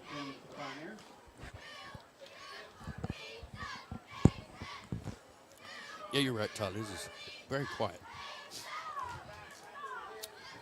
3 receivers left, split right. Johnson back in at quarterback. Snap up, little high. He catches it, flips it out to the left. That might have been a pass. Sawyer Myers and That was Raiden 85 McCune. on the tackle. Loss of 2 on the play. We'll call it a running play. Yeah, that's what we'll go with. All right. 3rd and 12. Mason Pollard subbing into the game. Looks like they're going in maybe a nickel or a dime set here. Gunnar Myers comes off the field. Empty set, 3 receivers right, 2 to the left. Look for pressure out of the Tigers this time. No, they're dropping into coverage, although they got some up front. Pass thrown out toward Johnson, but he wasn't looking. Incomplete. See, when they get behind the chains, they're just out of their element, you know. Who was applying the pressure there? 17. Holsinger. Jack Holsinger. Jack the nose Holsinger was tackle. in there in a hurry. So that'll make it 4th and 12. Zane Trace, They're going for it. Like you said, a must-score drive. Cody Swords comes on the field to add I'm not another so sure I linebacker. go for 4th and 12 here, but maybe he's just going to punt it. Trips right, Twins left. Empty set for the quarterback. Snap, back to pass. Looking down the middle. He's got his man open, but Hez Nelson closes and breaks it up. Oh, Big breakup by Hez That Nelson. probably should have been 6 points if Boy, he he just had a leaves him step. out there. Yeah, number 6, Aiden Dunn. Aiden Dunn. Same guy that made the catch earlier. Had a couple of steps there, but the ball kind of fluttered a little. And It's gave 3 yards. 3 yards further. That's 6 points for the Pioneers, and we've got ourselves a game. Instead, the Tigers take over at their own 46-yard line. 7:56 to go here in the 3rd quarter, leading 28-7. What you got? I think we're going to run it a little bit here. Yeah, I think you want to chew the clock a little bit in this situation, but maybe you just want to put more points on the board and get your Why young not? guys in. Why not? Play action. Kelly back to pass. Scrambles, trying to get away, getting pressure, and Johnson's going to track him down way back at the 41-yard line. I have a feeling Mr. Johnson's going to sleep well tonight. Yeah. As much action as he's had and as many yards as he's covered on both sides of the ball. Loss of 4 yards on the play. So it'll be 2nd and 14. Tigers going to get in that bunch formation. 3 receivers split out to the left. Tackle's uncovered, by the way, again, Todd, on the far side. Yeah. Snap, going to hand it off to Carroll off the left side. A whole bunch of folks chasing him, but his speed gets him past that initial surge. That was blocked almost like a screen pass, it looks like, because there was 3 different defensive linemen in the backfield immediately, but Cade's fast enough to outrun them. Gain of 8 on the play, out to midfield. Sets up 3rd and 6 for the Tigers. We got a coach on the sideline over here. We got a little hitch in his get up now. This guy right here. I think he took a low blow to the knee. Twin receivers right. Pollard split out to the left. Snap to Kelly. Back to pass. Looks left. Going to throw it in the flats. He's got Carroll. Makes a guy miss. And he's going to have a Tiger first down to the 42. Nice. Yak. That was a nice catch, too. That was behind him a little bit. Gain of 7 on the play. Enough So for a far, so Tiger good first by down. Cade Carroll. He hasn't really made very many mistakes this game. And like you said, him not getting a lot of reps until this year, even at all, pretty much. He's impressed me. He's getting better. 1st and 10 for the Tigers. Twins to the left. Pollard motion across formation. Really slow developing. Looked like kind of an option there. Mason was trying to pull that one back out, and Cade wouldn't let him have it back. Carroll's going to lose a couple on that one. So it'll set up 2nd and 12. Clock running 6:45 to go here in the 3rd quarter. Sparks and Swords split out to the right. Boy, Cody Swords. Snap to Kelly. Back to pass. Looking left the whole time. Got his receiver in the flats. That's Pollard. Going to be pushed out of bounds. That's not a good spot by the far guy. Oh, that's a bad spot. That was really short. He was at least. It was at the 36. Yeah. Anyway, marked at the 38. Gain of 246 on the play.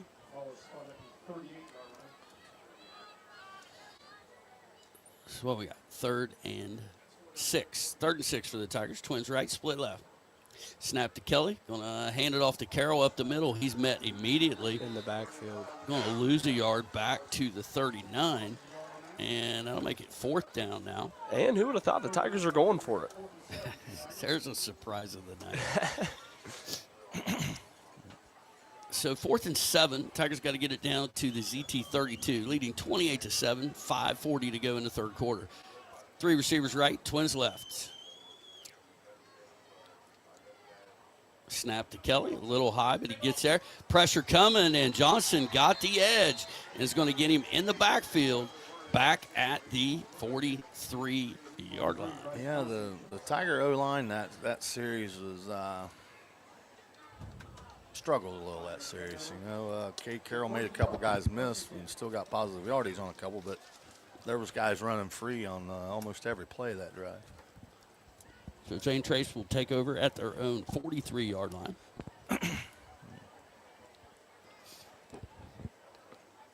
I mean, the Tigers are giving Zane Trace, they've given them many opportunities this game, but this is their actual opportunity to score. I mean, it is a do-or-die situation, I think, this drive. Well, and I think they've made some of their own breaks, defensively especially, stopping the Tigers. Twins left, split right for the Pioneers. Snap, going to pitch it out to the left, trying to get outside. Sawyer Myers just misses him. He's going to be ahead for positive yardage. Gain of 4 out to the 47. We'll set up 2nd and 6. A little bit of pin and pull action there by Zane Trace. Colgrove leads Valley 18-13. Piketon has cut it to 2 against Wellston. Ooh. Let's see. Ironton putting Jackson away, 37-14. I expected nothing less. I know. 2nd and 6. Snap, handoff straight up the middle. Got some room, cross the 50 into Tiger territory inside the 45, down to the 44-yard line. A gain of 9 on the play. These Pioneers won't go away, guys. I mean, it's just like last year.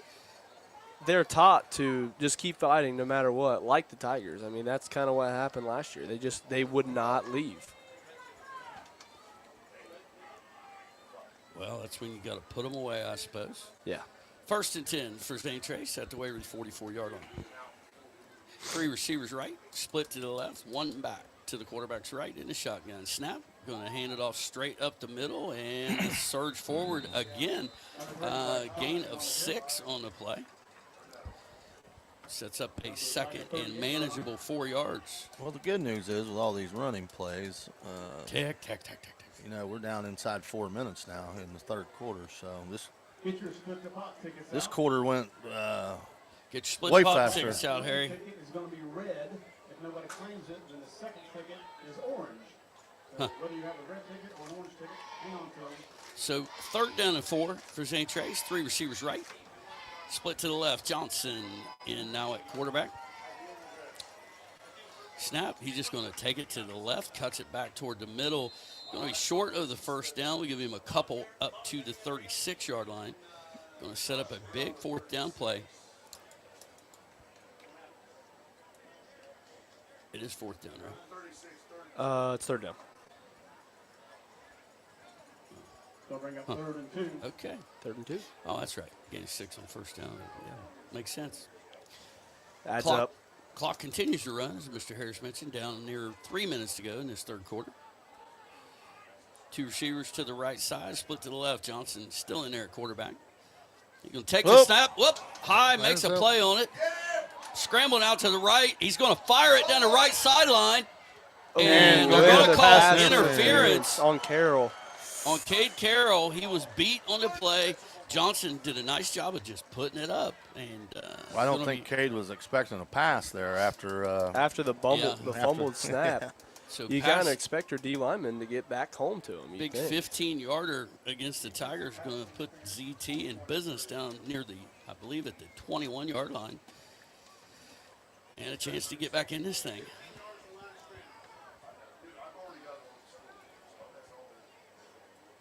It will, in fact, be at the 21. That's a red ticket, split the pot. 5-3, 5-8. You got any tickets, Harry? No. 5-3, 5-8, 9-1. I do have a couple yard lines this year, and I haven't heard any of those announced yet. Oh, on the end of the quarter thing? Yeah. All right, 1st and 10 for the Pioneers at the Waverly 21-yard line, as they have been matriculating it down the field. 3 receivers to the right, 1 to the left. Johnson, at times when the quarterbacks come back in, he takes a break on those plays. Off on the sideline. I think he needs it. Yeah, maybe. Snap, gonna quick handoff. It's Fumble. fumbled. It's fumbled. It's Tiger ball. On it. Finally got one. Trouble on the exchange for the Pioneers. They give it up to the Tigers at the 24-yard line. Number 1, Mason Pollard coming up with the ball. You can fumble 5 times, Harry, but 6, you can't get them all. 6, you're out. Yep, you're out. I couldn't see who busted through there to make that play originally. I think it was number 17, Jack Holsinger, just busted right up through the middle and tackled Silas Stewart. Ball laid on the ground for a minute. Mason Pollard came from the safety position and snagged it up, and it's Tiger ball now. Jake Schrader, it's all yours. Play-by-play. You got it. Well, we'll give it a run here. Go for it. Tigers, 2 out to the left. Seems to be Pollard and Sparks single out. So Sword single to the right. I think that's Sebastian Bilisano in the pistol. Play action to Swords, and it's incomplete. We're going to get a pass interference. So. Yep, they cheated. Tried to finally get Swords on the board, didn't Well, I watched him come off the field after the last series, and he looked frustrated. You know what I mean? Yeah. You got an offensive lineman, number 62, Garrett Rosenberger, cramping up out on the field. I'm about to start cramping up here in this booth. We're going to go back to this. I know he's popping up. We'll stay right here. Well, they're going to call a timeout for a water break. So we'll take a 30-second break with them. We'll be back here listening to Waverly Football on WXIZ. Hello, this is Greg Wilkett, President and CEO of Floor BWXT Portsmouth. We want to wish all the schools good luck on a safe and successful season. Just like a sports team, we've been working together to safely and effectively decommission the former Portsmouth gaseous diffusion plant and leave behind an environmentally safe and sustainable future for our region. On behalf of all of the employees at Floor BWXT, I'd like to wish all of the teams in the 4-county region a safe, fun, and winning season. You're listening to Waverly Tigers football on 100.9 Hank FM. Welcome back to Radier Field. Jake Schrader on the play-by-play. 2 Tigers split out to the right, double tight, and it looks like Mason Pollard is split out to the left, and Sebastian Bilisano in the pistol. Motion from the right, that'll be Swords. High snap, handed off to Bilisano, and he's got some room. That's Cade. Is that Cade? Yep, Cade. It is Cade Carroll. That's my mistake. Cade Carroll with a gain of what seems to be about 6 yards. 2:20 to go in the third quarter. Tigers leading 28-7. 2nd and 6. Tigers. 3 out wide left. Sawyer Myers covering up the tackle on the right, and that's Cade Carroll in the pistol. Kelly takes a snap, drops back, scrambles, gets the ball out to, that'll be Mason Sparks with a big reception, and it slipped right through number 6, Aiden Dunn's hands, and it is a big play for the Tigers. Hey, that's 13 more yards for Mason Sparks, Harry. He's got 6 catches for 72 yards and a touchdown already. A couple of them have been dandies, too, on the sidelines here.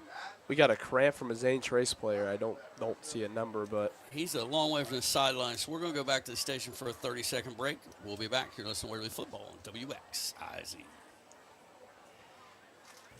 Are you feeling the chill or battling the heat? Look no further than Austin Heating and Cooling, your one-stop solution for all your HVAC needs. Serving Beaver, Ohio and beyond, we offer complete residential and light commercial services, including HVAC installation, repairs, and maintenance. But that's not all. Partnered with Village Construction and Septic, we provide comprehensive solutions from walk-in coolers to wood boilers, plumbing, and even camper services.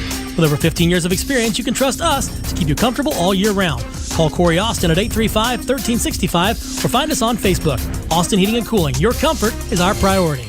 You're listening to Waverly Tigers football on 100.9 Hank FM. We're back here at Radier Field for those of you that don't recognize the guy doing the play-by-play right now, that's Waverly graduate football player Jake Schrader, up at Ohio State University, majoring in sports communication and doing a pretty good job so far, buddy. Thank you, sir. I appreciate it. So we got some updates. seems to be that Logan Elm is up 35-14 on Westfall.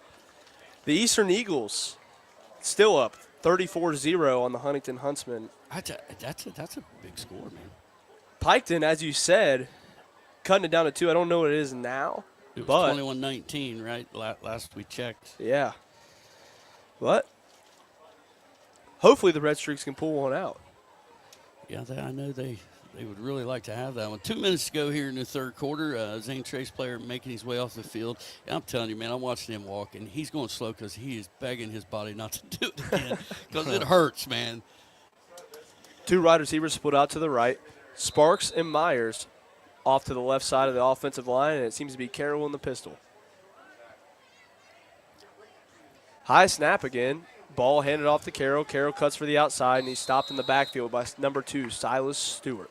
Stewart's a nice defensive player. Big kid, big kid. It's 2 weeks in a row that the Tigers' offense in the second half was it just looks very a lot different. very dormant. Lethargic, yeah. It's down to just over a minute and a half to go in the third. 2 receivers split out to the right. Pollard singled up to the left, and Sawyer Myers split off of the offensive line. Carroll in the backfield. Kelly takes a snap, drops back. Good time. Great protection that time. And that's Sawyer Myers. Wait a minute. I thought he only caught touchdowns. That's what I was thinking too, but this time he caught about a 4-yard pass right off to the left side by the sideline. Good poise by Kelly, just sitting back and waiting for stuff to develop. He didn't see any of his first couple of reads, and he hit Sawyer Myers out there on the left side. Just a good play, eating away at the clock. And I'm hooked on feeling Hez Nelson. Yeah. 3 split to the right, 2 to the left, and Kelly is by himself behind the offensive line. No tight ends attached to the line. Snap. Kelly takes off running, and he is sacked. Boy, that high snap at the cost line. us again. Well, the Pioneer defense is just pinning their ears back and coming at. They're taking chances here since they're down. It's time to run a screen, I'm telling you. The screen is there, man. Screens don't fail. They never fail. Until you say they never fail. Yeah, and then they're going to fail. Clock running under a minute to go here in this third quarter. This has been just like last week, Todd. The first half was fluid. The second half, what's the opposite of fluid? Solid. Friday night bingo. Snap by Kelly. Oh, and the ball comes out. Lost it. He got it back, but we had the screen set up. Hey, there was a screen, and it didn't. They called it tuck rule. No, wait a minute. Was that fourth down? Fourth down, and the Tigers are giving the ball. We did back have to the Zane screen Trace. set up, then the ball just slipped right out of Mason's hand when he started to throw it. So guys, listen. Zane Trace takes over at the Waverly 40-yard line, trailing 28-7. This Tiger team is not in put anybody away mode, so no, we got to get it back together. I mean, the whole stadium atmosphere here is just not great. Blah. All right, I'm going to take her back for a little bit, Jake. Okay, I'll give her back it. to you in a little while, okay? That's fine. All right, Zane Trace, 1st and 10 at the Waverly 40-yard line. 35 seconds to go in the quarter. Zane Trace has shown some signs of being able to move the ball almost solely on the ground, but they've done it pretty well in this half. Twin receivers right, split left. Snap, rolls left, looking to throw it. And a little bit picked. Almost. Dylan Leith, I think, got a piece of it, and then Hez Nelson was trying to clean it up. The old tip drill. Tip drill? Was that Dylan Leith? Did I get that right? Yeah, that was Dylan Leith. Yeah. So that'll bring up 2nd and 10. Clock stop, 30 seconds to go here in this third quarter. Zane Trace just hanging around, and, totally different kind of game, but similar to a year ago in that it seemed like the Tigers totally in control, but never quite got all the way away from them. Empty set for the Pioneers. 3 receivers right and 2 of them to the left. Snap. Back to pass. Looking left and knocked down. That's Sawyer Myers. Sawyer Myers. Getting a hunk of that one. Incomplete. Going to set up 3rd and 10. Sawyer Myers, the touchdown catching fool. His percentage is down to 66.6%. Touchdowns on catches. 2 of 3 now. It goes down quickly. So that'll set up 3rd and 10 for Zane Trace.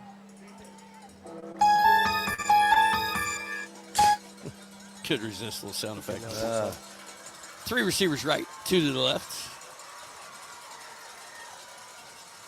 Snap, back to pass. Tigers bringing pressure. He drops the ball. Again. He's getting chased. He throws it up for grabs and out of everybody's reach and incomplete.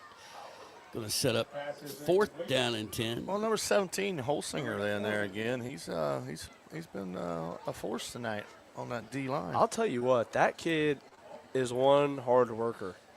Is number 12 Landon Ramey? That is Landon Ramey. He's out on the field defensively. Yeah, his gait gave him away. He took Hunter Hawk's spot. Okay. Yeah.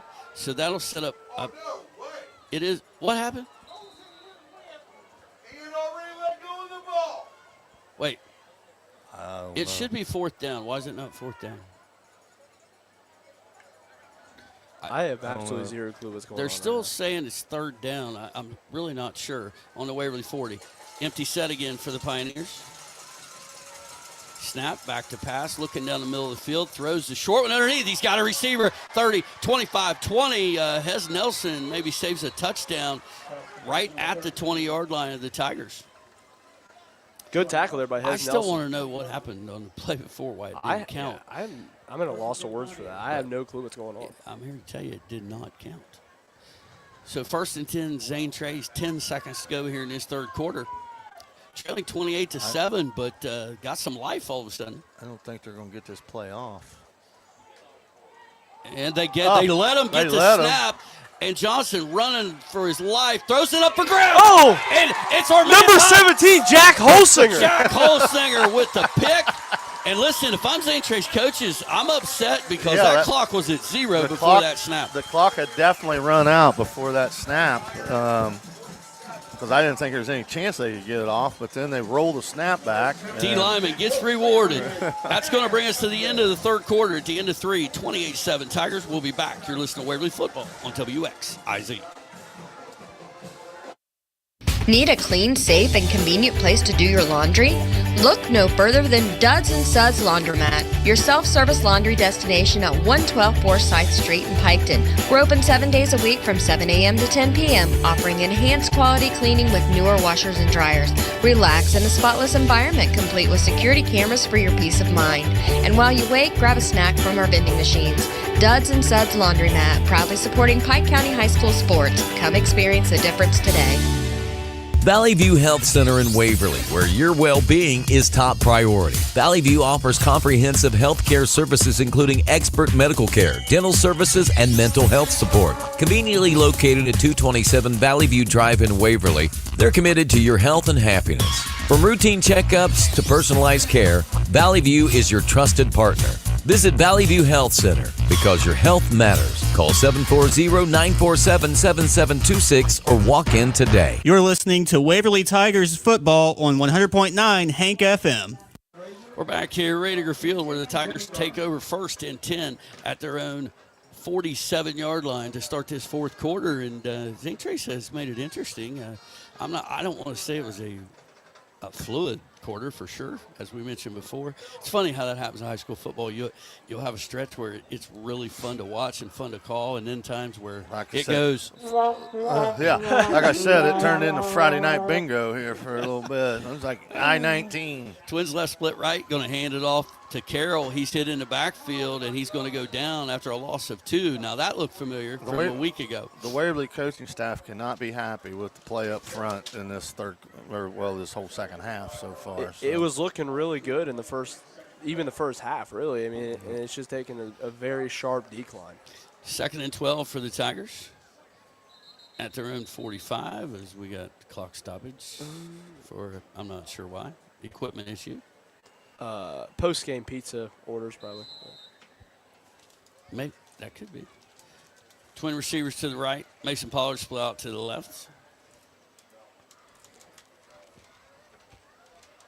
Snap to Kelly. Back to pass. Looking left. Going to throw it out there in the flats. He's got Pollard in Zane Trace territory at the 48-yard line. A gain of 7 on the play. And guys, here's the scary part for the Tigers offensively. Zane Trace is stopping the run with 6 guys in the box. They've got umbrella pass coverage, and they're stopping the run. No coach is going to be happy about that. No. Film session will not be very, very fun tomorrow. No. 3rd and 5 for the Tigers. Trips right. Snap. Back to pass. Looks left. Now back to the right. Rolling to that right side. Looking for somebody to throw to. Now going to keep it himself. Gets a block from Good Pollard. block. Stays in bounds. Is going to have a Tiger first down to the 36-yard line. I'd like to highlight 2 guys on that play. A gain of 12. Cade Carroll coming out of the backfield and picking up a free running Zane Trace player off the left edge. And then Mason Pollard, when Kelly kind of gets to the outside there, gets a little chip of the right shoulder and makes it a 5 extra yard play of what it was going to be. Called like a lineman. I love it, Jake. That was outstanding. Twin receivers left. Carroll in the backfield behind Kelly. Snap. Hand off to Kelly up the middle. Looked like decent up front first, right? He cut that to the left there, and he can run all night. But a gain of 2 for Carroll. Sets up 2nd and 8. Let's see here. Gain of 2 on the play to the 34-yard line. Brings up 2nd and 8. 14 carries on the night for Carroll. Twin receivers stacked pretty close on that left side. Cody Swords on the right. Snap to Kelly. Back to pass and trying to get it out in the flats to Carroll. And the timing, 77 there, that defensive end kind of got in the way of things. Yeah, and I honestly think Garrett Rosenberger got away with a little bit of a jersey tug there, but No, they didn't call it. Harry, did you see a hold? I did not see nothing. I saw nothing. I went Schultze on him on that one. I know nothing. Todd, real quick, on TikTok, I've seen this a number of times. They show the old CBS NFL Sunday highlight, like promo, and everything they show is illegal now in Was it NFL. decapitations? Yeah. Twin receivers left, split right for the Tigers. 3rd and 8. Snap to Kelly. Back to pass. Looking, and he's going to bring it down. I'm telling you, Zane Trace is dropping everybody into coverage and nobody to throw it to. So he's going to lose a few. And it's going to be 4th and 15 now from the 41-yard line. I can tell just watch Mr. Sword's body language down here. He's one frustrated camper right now. Well, he's used to catching 5, 6, 7 balls a night. Well, I mean, they have their middle of the field safety is 15 yards. Well, they have 2 safeties between 12 and 15 yards off the ball. Twins left, split right for the Tigers. Snap to Kelly. Back to pass. Getting pressure immediately. Trying to get past Johnson and get to the outside. And he's going to be tracked down in the backfield all the way back at the 48-yard line. That's on 4th down. So as good as the Waverly line played in the first half, it's been a disaster this second half. I mean, our running backs are getting met in the backfield, and Mason Kelly's running for his life every play. Yeah. Here, so. I mean, you give him credit for the first half, but fellas, the game's not over. We gotta keep playing. So Zane Trace will take over 1st and 10. Trailing 28-7. I mean, they're running out of time. Is the game in question? I don't think so. But the Tiger side is not feeling real good about this second half, to say the very least. I thought we were a second-half team, Harry. We've become a first-half team. Yeah, we've become a first-half team. Not anymore. Trips left, split right for the Pioneers. Snap, roll out to the left. Got a guy open in the flats, but he throws it over the middle instead and incomplete. 13. He's telling him right now, too. Wide open, buddy. Well, you remember the long play they hit on in the first half. 13 was wide open. 13 was running by himself, like 5 yards from the quarterback. Hey, Miami Trace has put half 100 on Wilmington. It's 50-19. Valley not going to get it done. Down 30-13 late. Piketon still trails by 2. Union up 21-16. What else we got here? Iron 44-14. Wow. Okay, 2nd and 10 for the Pioneers. Trips left, split right. Snap, back to pass, looking right the whole time. Throws the out. Nice catch. Going to have a Zane Trace first down. I bet that's number 6. What do you think? Yeah, number 6, Aiden Dunn. That guy's a nice player. Yeah, he's fast. Well, he had an interception a week ago, but man, he's had. They haven't had that many catches. He's had a bunch. So 1st and 10 for Zane Trace, the Waverly 42, 8:35 and counting to go in the game. Waverly up 28-7. 3 receivers left, Twins to the right. Empty backfield for the quarterback. Snap, back to pass. Here comes pressure. Throws it in the flats. Nice play. And our man, number 6, catches it, but going to lose about 4 yards on the play.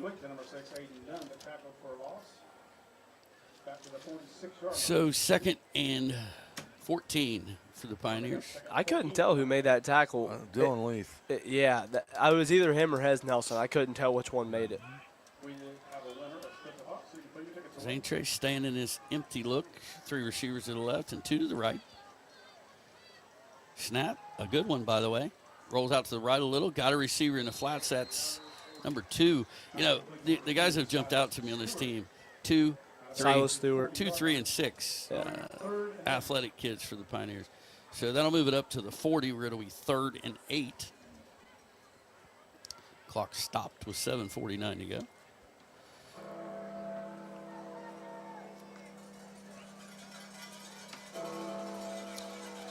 Three receivers left and a split to the right. One back in the backfield this time. Snap, roll to the left side, looking, and he's going to throw it in the flat. That's been there all night. 35, and down near the 30, going to have a Zane Trace first down. Number 13's been waiting for the ball all night, and he finally got one his way. Well, that's been there. Cone Larson. He's like, man, I could probably have 100 yards by now if you just toss it to me. Might be a different game. Not to take away from I Aiden don't Dunn, understand the first down rule now. You know how long the clock stopped on that first down? About 2 seconds. Until they marked the ball. It wasn't more than 2 seconds. It basically didn't stop. College does the same thing this year. Yeah, they just run it. But they put it in a 2-minute warning. Clock running now, 7:05 to go in the game. Waverly up 28-7. Trips right, split left. Snap, going to hand it off up the middle to Johnson. He's in a scrum trying to get away. Tigers trying to get him down. Gain of 2 on the play. Johnson. Jack Holsinger and Dylan Leaf in there for the Tigers. Mainly, you guys getting to stop. Landon Ramey get a little bit of cleanup action there. Set up 2nd and 2 for the Pioneers. They don't seem to be in much of a hurry, Todd. Down 3 scores with 6.5 minutes to go in the game. It's like they're almost content losing by 14, you know, Yeah, instead of. yeah. 3 receivers to the right and a split to the left. He's going to roll out to the right. Pretty good protection. Going to fire it, looking for his receiver. Pass interference. And is that Mason Pollard? I'm not sure who that is in defense there. Well, or is it Lane? It's not Lane Bear. It's not. Yeah, Lane it is Bear. Lane Bear. Or no, it's No, either no. Pollard or Bear. I'm not sure. I think it's Pollard. He kind of went at him hard there at the end, and I don't know if looking back for the ball matters in high school, but he certainly did not. So that's going to be a 15-yarder on the Tigers. Going to move the ball down to. Well, actually, it's going to be a 14. No, that was on Kate Carroll. It's going to be a 14.5-yarder. Kate Carroll wasn't on him. No, it was Pollard. That guy's mistaken.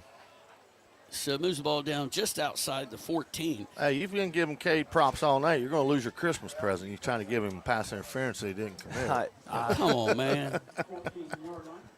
It was either him or Pollard. So 6:14 to go in the game. 1st and 10 Pioneers at the Waverly 14-yard line. Johnson in at quarterback. Snap, going to hand it off the right side. Nothing doing. Tigers all over that. Bill Asana. Oh, no. Got a face mask in there on that, looks like. Really? I thought they might have called the old horse collar, but he didn't really have him by the face mask. Oh, face mask. Yeah, it is the call. But he's pointing at Zane Trace.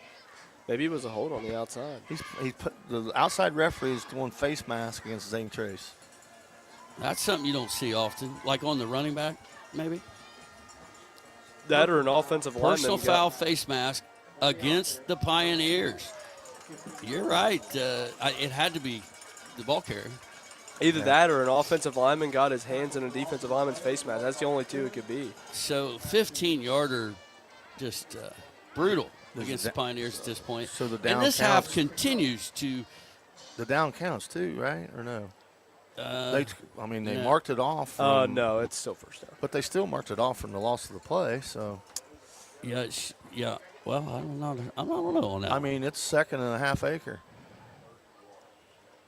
Nice play by Bill Asano. No, they're going to do it from the line of scrimmage. They're moving it, and it's going to be – they're going to repeat first down. That's like a loss of 20-some yards.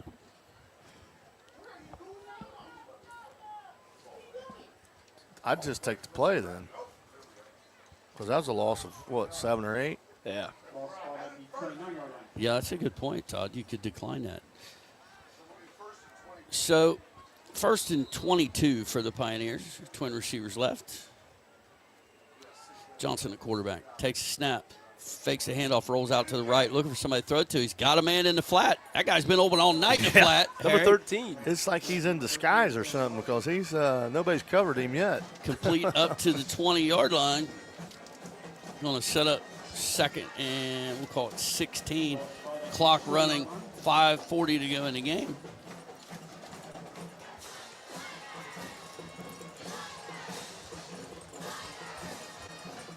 Well, the Tigers are going to escape, Todd, but I think there's more questions than answers after this second half. Well, yeah, you got to be happy with a couple wins, but their second half play has left a little be desired both games so far. Johnson play action, rumbling, bumbling, stumbling up the middle. He's going to get it down to about the 13-yard line. I almost want to take a nap for that kid tonight. He's working his tail off. Yeah. So that'll set up 3rd and 8, maybe 9. 3rd and 9. Yeah. Got to get it down around the 4-yard line. Clock continuing to run now under 5 minutes. Again, the Tigers leading 28-7.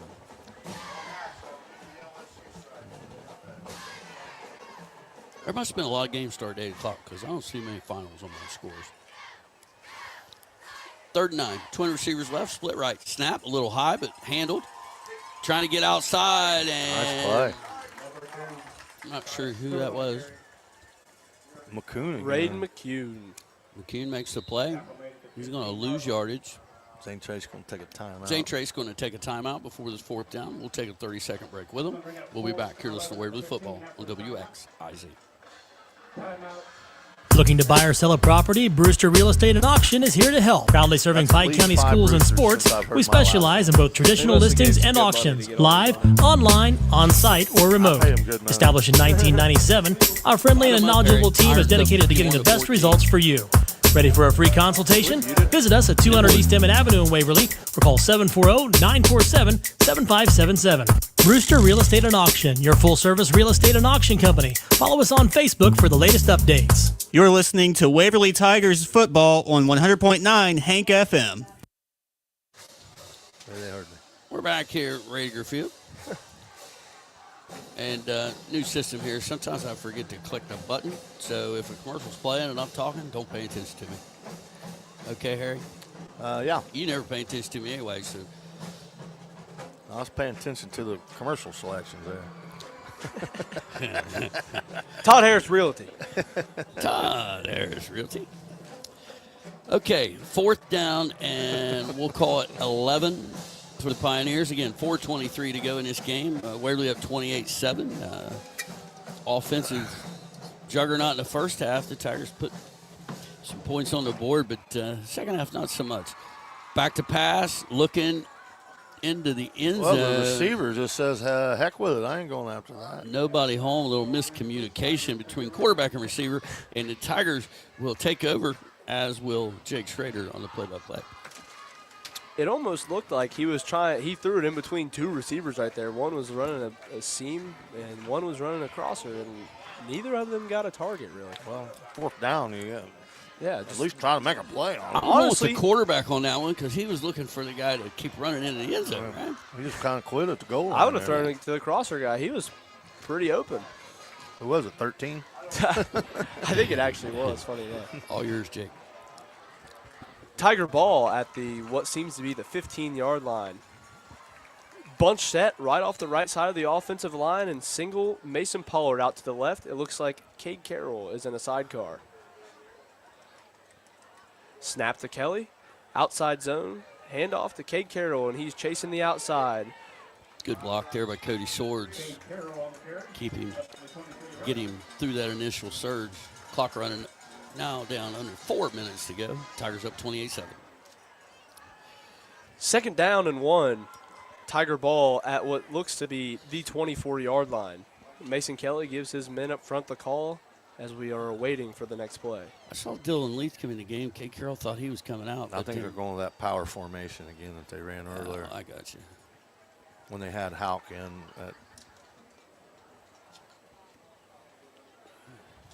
Tigers sort of in a huddle. I think they're. It's funny. It looks like they don't even know what to do when they get it out. Looks like they're calling a timeout. Yeah. All right, we're going to go back to the station for a break. We'll be back in 30. You're listening to Waverly Football on WXIZ. Looking to furnish your home with the best brands and values? Come to Cole's Furniture at 3581 Jasper Road in Piketon.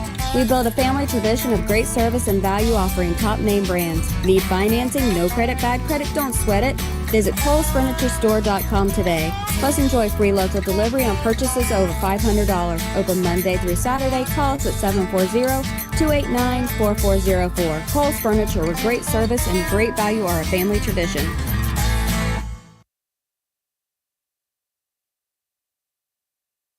You're listening to Waverly Tigers football on 100.9 Hank FM.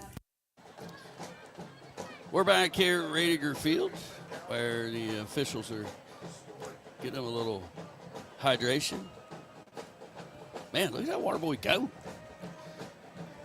Showing some wheels get off that field. Second and 1 at the Tiger 24-yard line. I'm going to have to say the ball's at the 23 and it's 2, Jake. I don't Is mean it? to be argumentative. Come on, rookie. You're right. It says second and 1 on the 23 on the scoreboard. Oh, yeah, you know. Don't trust him, Kelly. scoreboard guys. Carroll up the middle, and he breaks 2 tackles, and he gets away. Breaks And he's tackled at the 50-yard line. Nice. What a run by Cade Carroll. 27 yards on the carry. First and 10 at the 50-yard line, right dead center on the left hash. He's going to bust a few. Yeah, Because he don't want to go down. There, man. I like it. Well, he's got some quickness.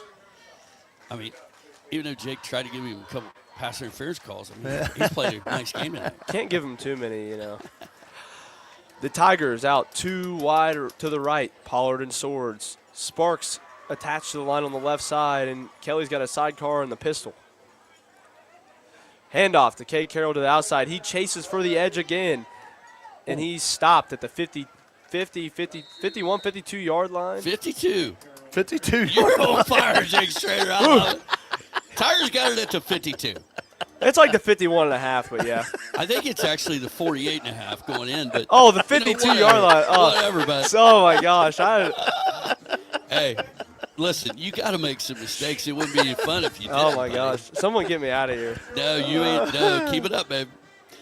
Tigers, hey, clock running down near 2 minutes now. It's just a matter of time here with 2nd and 8. That was quality entertainment there.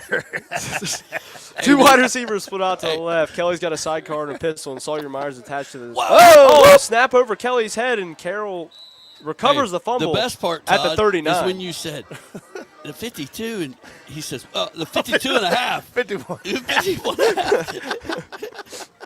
Oh, that was good stuff, Jake Schrader. Hey, listen, as time winds down here, Jake, it's been wonderful having you.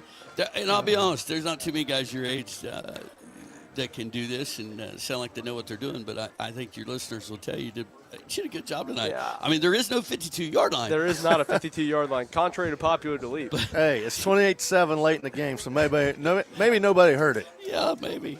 Tigers have 2 split out to the left. Swords and Pollard, a sidecar, and Carroll in the pistol. Another high snap. Carroll gets the ball, and he fights up the middle for a gain of 2. Hey, little dynamite drop in from our buddy. If we were playing Canadian football, that was possible. Yeah. Who's our buddy? Our Wheeler, the guy that yeah. Take us to break. Can you do it? I can try. Well, 28-7. Waverly Tigers lead with 1:14 left in the 4th quarter. We'll be back at Radiger Field. This is the Waverly Tiger football on WXIZ. Hello, this is Greg Wilkett, President and CEO of Floor BWXT Portsmouth. We want to wish all the schools good luck on a safe and successful season. Just like a sports team, we've been working together to safely and effectively decommission the former Portsmouth gaseous diffusion plant and leave behind an environmentally safe and sustainable future for our region. On behalf of all of the employees at Floor BWXT, I'd like to wish all of the teams in the four-county region a safe, fun, and winning season. Are you looking for top quality metal roofing? Look no further than Beaver Creek Steel Roofing and Supplies. Locally owned and conveniently located at the corner of State Route 32 and State Route 220, we stock everything you need for your next roofing job or a brand new project. From trims, all metal components, along with... We're back here at Radiger Field. You're listening to Waverly Tigers football on 100.9 Hank FM. As the Tigers get ready to punt it away, Cody Swords going to get his name called. He's going to punt it for us. First punt of the game. Swords punts it. Nice spiral punt. Fair catch called for and made at the 25-yard line. Well, guys, it's all over but the crying here at Radiger Field with only 1:09 to go. Tigers look to have this thing wrapped up. Todd, what do you look for next week? Unioda is in a dogfight. Last check, they were up by 2. But well, Unioda, they like to bring it. They tend to hit till the whistle echoes a couple times in the years past. Hopefully, Hunter Houck's ankle injury isn't too bad because he's a key component. Let me update. They now trail Amanda Clear Creek 27-21 in the fourth. But, hopefully Hunter Houck's ankle's not too bad. He's a key component, not just, he scored a couple touchdowns, but the kicking element, the extra points and the kickoffs are huge parts in a game that might be tightly contested. So, But, the Tigers got to figure out something this second half, what's going on. This is 2 weeks in a row where we're struggling to move the ball whatsoever. Zane Trace, 3 receivers right, Twins left, empty set. Snap, back to pass, and there was a pump fake and then a throw right where the pump fake went. There was a... Well, if he had just waited a second, his guy was about to break open down that sideline. So clock stopped with 1:06 to go. Again, I heard it. Oh, yeah, thanks. The league teams, the SOC2, Todd, I don't remember a season where there was such struggle early, and not just the losses, but Minford hasn't scored, I don't think, Southern in 2 weeks. Ohio football is looking atrocious right now outside of Ironton. Now, Wheelersburg has played Ironton, Cincinnati, Nicholas, so we're not going to grade them yet. Yeah, but they've been getting whacked. West got put away again. We're back to action on the field. 3 receivers right, Twins left. Throw down the left sideline, tried to throw the back shoulder, and listen, 6, what's his name again? Aiden Dunn. You can tell Aiden Dunn is a guy that belongs on the field in a good football games, you know what I mean? And he's just very frustrated. Well, you can tell when that Zane Trace is forced to throw the ball, they're completely out of their element. Yeah. I know they got their backup quarterback in, but, they have shown positive signs in the running game in the second half. A lot better than we saw in the first half. So it is, what down is it? 3rd and 10. Snap, roll out to the right, being chased. Jimmy Morleha. Jimmy Morleha. All over him. How about quarterback makes that move, and Jimmy didn't even slow down. Well, Jimmy's quicker than a cat. I'll tell you that from coaching him in Little League 10 years ago, or however many years ago that was. But well, does Zane Trace punt here? No, they're going to go for it. Not with 40 seconds to go. Well, they're on their own 8-yard line. You just go for it, and you don't get it. Waverly takes a knee. So all right, good call. Well, I really don't know how to feel about this one. The Tigers, first half looked pretty good. Second half, it's been just a little sloppy. But hey, maybe when you're 2-0, it's good. That you haven't remotely played your best football yet. Yeah. You don't want to come showcase everything at the start of the season. Zane Trace does go for it. Johnson, the workhorse, is going to go down at the 14-yard line. They're going to let the clock bleed out. And the clock's still running at the end of the possession, which I think is fine. Jacklets. So that is going to finish it for us. The two teams will line up and shake hands. Hey, Waverly Tigers are 2-0. And like you said, Todd, they have not played their best. In fact, at times have not played well at all. We put up 28 points 2 weeks in a row. I mean, yeah, it's a decent amount, but it's not when you start out the way we have the last 2 weeks. You would hope that you're in at least the 30s. So, Jake, you can't have it both ways.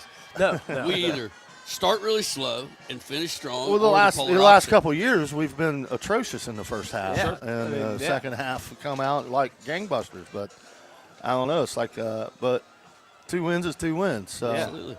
Jake, so what do you think of your first official broadcast here with WXIZ? I had an awesome time. I really appreciate you guys letting me come out and call with you. I mean, well, you added something to my vocabulary, and I don't admit that often when it comes to calling games. I like that little sidecar. Oh yeah, the sidecar. I thought you meant the 52-yard line. Well, that was special too. Well, hey, listen, just give it a shot once. You know, you never know what. Oh, check that. It's a 51.5. It didn't even honestly register in my brain what I was talking about. I was just dialed in. Oh, hey, that was quality entertainment late in the fourth quarter. So, we needed something, you know. Hey, I got a question for my producer. Wanted to know how long do we break after the fourth quarter? Well, we break till next Friday.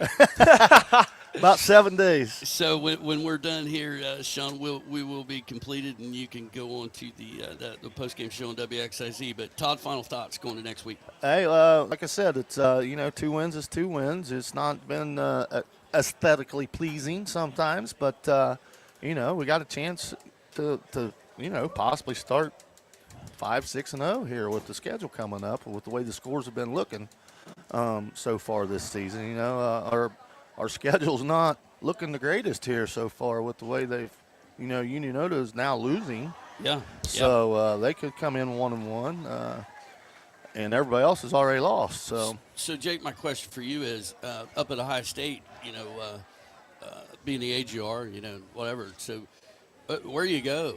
I mean, when you hang out at Ohio State, when you're not quite old enough to go high street hopping. Yeah, I mean, right now it's just trying to stay on top of my schoolwork because that's always what comes first. I know your mom's listening. That's not what the question was about. No, yeah. Don't give the politically correct answer, right? We're looking for truth here. I mean, yeah. Obviously, the game's tomorrow, so the first couple weeks haven't been, it hasn't been anything too crazy. So tomorrow, are you going to the game? Yeah, I'm going up tomorrow morning. I wanted to come back, call, and catch a football game. But I mean, during the week, me and my buddies, we go play basketball at the courts up there. We go get some food. I mean, you just try to stay busy. And there's a lot of stuff. Hey. I'm on the water skiing team up there, so we get water skiing team. Yeah, we get plenty of action. This guy's full of surprises. Now, how the hell? What the hell? Come on. All right. Hey, listen, we got things we got to get to, but Jake, you did a great job. We appreciate you coming down. Maybe we'll get you back and do it again sometime later this season. Of course. I think Snod's going to make an appearance rumor has week. it Snodgrass might we look forward to that. Wiggle back in next week. All right, so final score, Waverly 28, Zane Trace 7 for Todd Harris and Jake Schrader. I'm Jeff Davis, and you've been listening to Waverly Football on WXIZ.